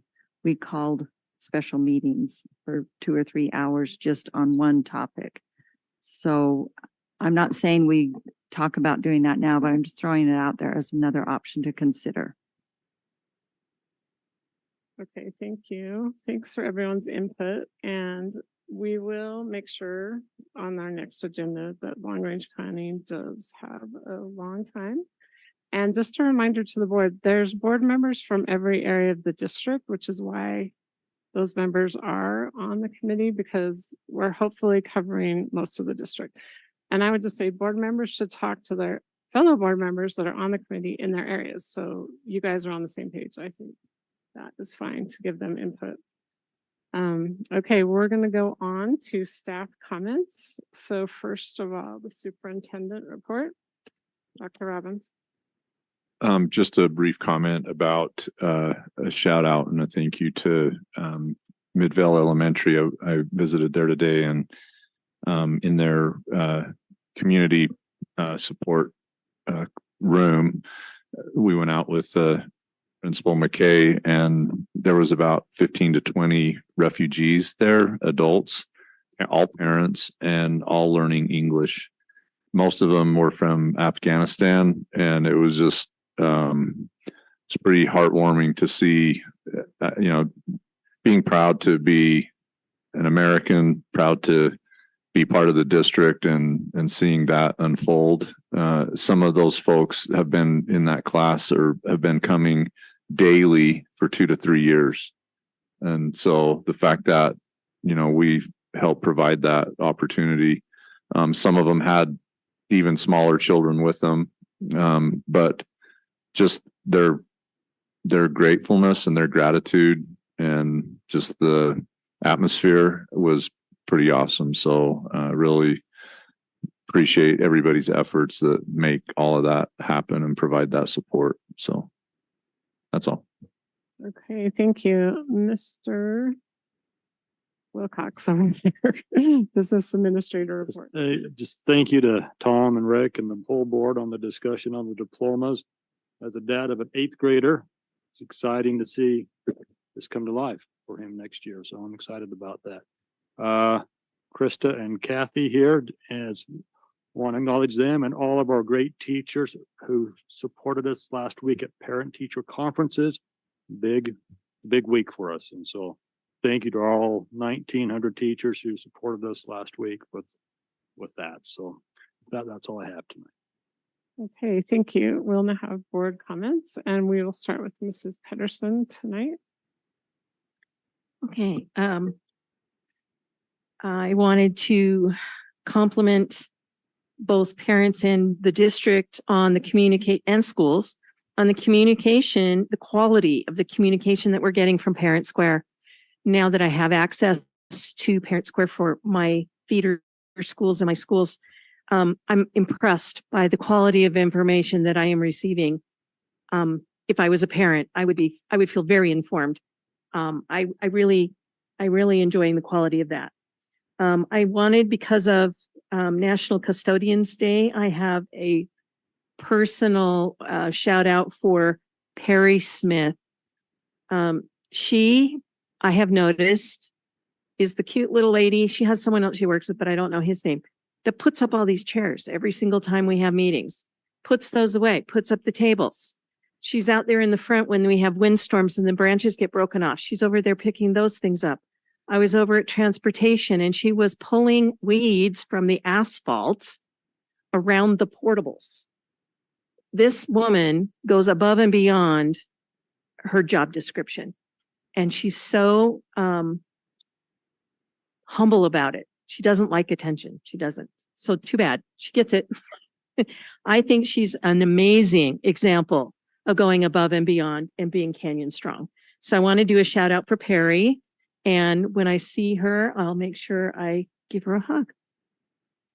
My last one was, I really enjoyed participating in parent teacher conferences, not as a teacher, but I got to be a parent and I volunteered for the book fair over at Eastmont. And that was a great deal of fun to be on the other side, since usually I've never had that opportunity. And to be able to interact with the students again as they're purchasing their books and talking about their lives was a really fun experience. So I got to experience conference in a different way and it was awesome. Thank you. Okay, Mrs. Teeny. Thank you. I don't have much to report, but because this last couple of weeks I was working remotely for the most part, so wasn't able to participate in some of the events that I know happened. But I just wanted to call attention to our website. And I noticed that when you just go on the homepage, the little video that they have up there now is so heartwarming and inspiring. And I wish that everyone would just take a minute and look at that, and it will warm your heart and make you feel so proud to be part of Canyon School District, so, which I am. Thank you, Mr. Milberg.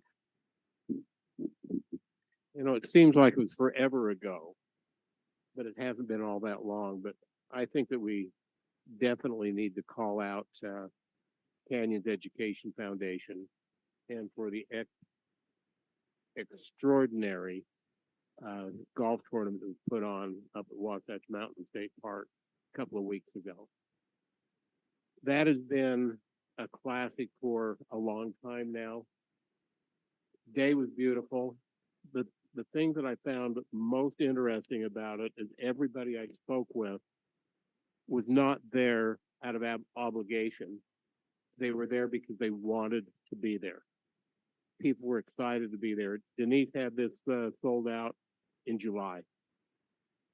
I was originally assigned to play with with Stiefel, the people that have done our financing for us through the bond.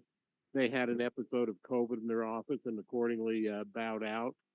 And Denise immediately called people on her standby list.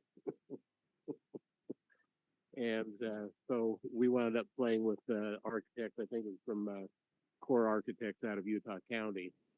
Had a great time. It was so much fun because the whole sponsors were not there just to have a table sitting there or a sign up saying they sponsored the whole. There were games at almost every hole. People were engaging, and I think everybody that was at the tournament had a great time. But such a well planned, such a great opportunity to involve the community in what we do. And so I declare it a success. Okay, thank you. Mrs. Oaks. Thanks for that. I got to participate in my first podcast ever with Ginger and Rick. We were discussing our libraries in Canyon School District and the new monies that have been invested in our libraries. And I loved it. Like my favorite subject probably is books and getting excited about reading and introducing children to reading and books. And that was a lot of fun. And I want to give a shout out to our communications department. They do such a great job displaying the strengths of our district and helping the public understand why canyons. And there's thousands of reasons of why canyons, but that was a lot of fun for me. I also got to attend the first meeting for my son's Book Blitz team at his elementary school. While we're on the same subject, that is an awesome program. I really want to give a shout out to Gretchen for heading that up. I was there at the middle school Book Blitz competition this past spring, and I was like, what is this? How have my kids missed out on this, right? I mean, heads up to what Paula Logan was saying tonight, right? Where parents understand what kind of opportunities exist at their kids' school. So we have all of the books listed at home, and we've all talked about how he's going to systematically get through all of them. And I'm excited to listen or read some of those books myself and kind of participate with him. I think it's a great program, and it was so fun to see the excitement with all of those 4th and 5th graders of the elementary. So thank you. Okay, thank you. Mr. Edel. So first, if anyone ever is interested in what I'm doing, I would encourage them to check out my Facebook or my Instagram. But in light of National Principals Month, I just wanted to thank all of our wonderful school administrators out there for the amazing work that they're doing. I have kids who have meltdowns when we tell them that they're too sick to go to school. You know, that's a direct result of the culture that's created within the schools, that they love that so much. And then I also want to give a quick shout out to Chancey Lauren, who is my first principal as a parent, and what a wonderful job she did back when my kids attended Bellevue, and to really kind of set me on the right path to being a good parent and a good volunteer in the schools. And I really appreciate all of our administrators and the tireless work that they put in. Okay, thank you, Mrs. Nybar. First off, I want to thank our teachers who just finished parent-teacher conference in most of our schools. I think Brighton's is coming up, but there's a lot of work that goes into that. Mrs. Seaborn sent a postcard to my house. Happy first month of middle school to my son. I'm loving getting to know the awesome young man that you are. Thank you for making us laugh in class and coming in with a positive attitude. I can see you're working hard to learn and keep asking questions, and thank you for being engaged in class. I am cheering you on. You rock. And there was a little more to that postcard. What an amazing teacher to take the time to do that. I went to parent-teacher conference and said, Mrs. Seaborn, tell me your plan. How many of these postcards are you sending out? She said, you know, I just have so many students that's one way that I can connect with each of them. And she had a few more on her desk. I just thought that was amazing and incredible. And of course, meant so much to my son to get some positive feedback, and that positive feedback creating that culture, right? That culture that you're celebrated, that your teacher knows who you are, and that she cares about you. Just what an example. I was grateful for that. Grateful for all the teachers I met with Mrs. Hanson that was recognized tonight. She's my kindergartner's teacher, and my second grader had her as well. And she has such an engaged classroom. She's wonderful. In fact, and I always, when I meet with her, I always say any suggestions or feedback. And she had a great suggestion that I'm going to throw out because I said I would today.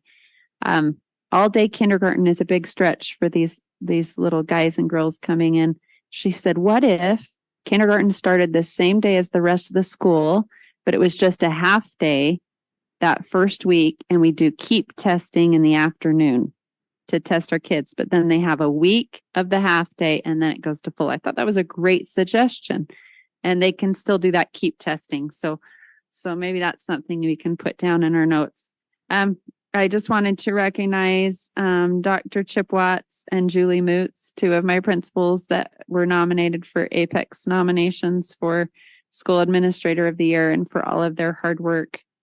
And I also wanted to thank all of my fellow board members. I know there's been a lot of committee work going on, as we can see with that very long presentation with long range that we couldn't get through. And for all of the committees that you serve on, we heard from a few of them tonight. I appreciate that. I really appreciated the attendance at the school community council training. You know, when I got up, I said, you are my people. You're here on the last day. But, you know, some people call it procrastination. Others, it's prioritization, right? We're busy people. You got your to-do list and things move up to the top depending on the timeline. But I really actually do relate to that, because sometimes when we're busy, that's what we have to do, right? So, but I was really grateful for that and how important that is for our school community council members to be trained, and for the principals that are there and always support us as well. So thank you for that. That's all. Okay, thank you. I just want to mention, like Mrs. Nybar, that we had school community council training, and Susan is not here, but she just always does like such an amazing job. So I want to thank her and just everyone who helps put that on. And also a lot of the board members were involved. So thank you all for coming and participating in that. And lastly, I just want to mention one of the assistant principals at Brighton. So my son got injured in the football game, and she wrote him a note. And it really touched me, because at the very end, she said, I wish I could have taken that break for you. And I was like, oh my gosh, because I, as a mother, wouldn't take the break. I didn't want to take the break for him. I'm like, but she would. I'm like, wow. Anyway, I just want to give her a shout out, because she really cares about the kids and is really invested in them, and she's great. And now the board has finished our work, and I will call this meeting to a close. Thank you.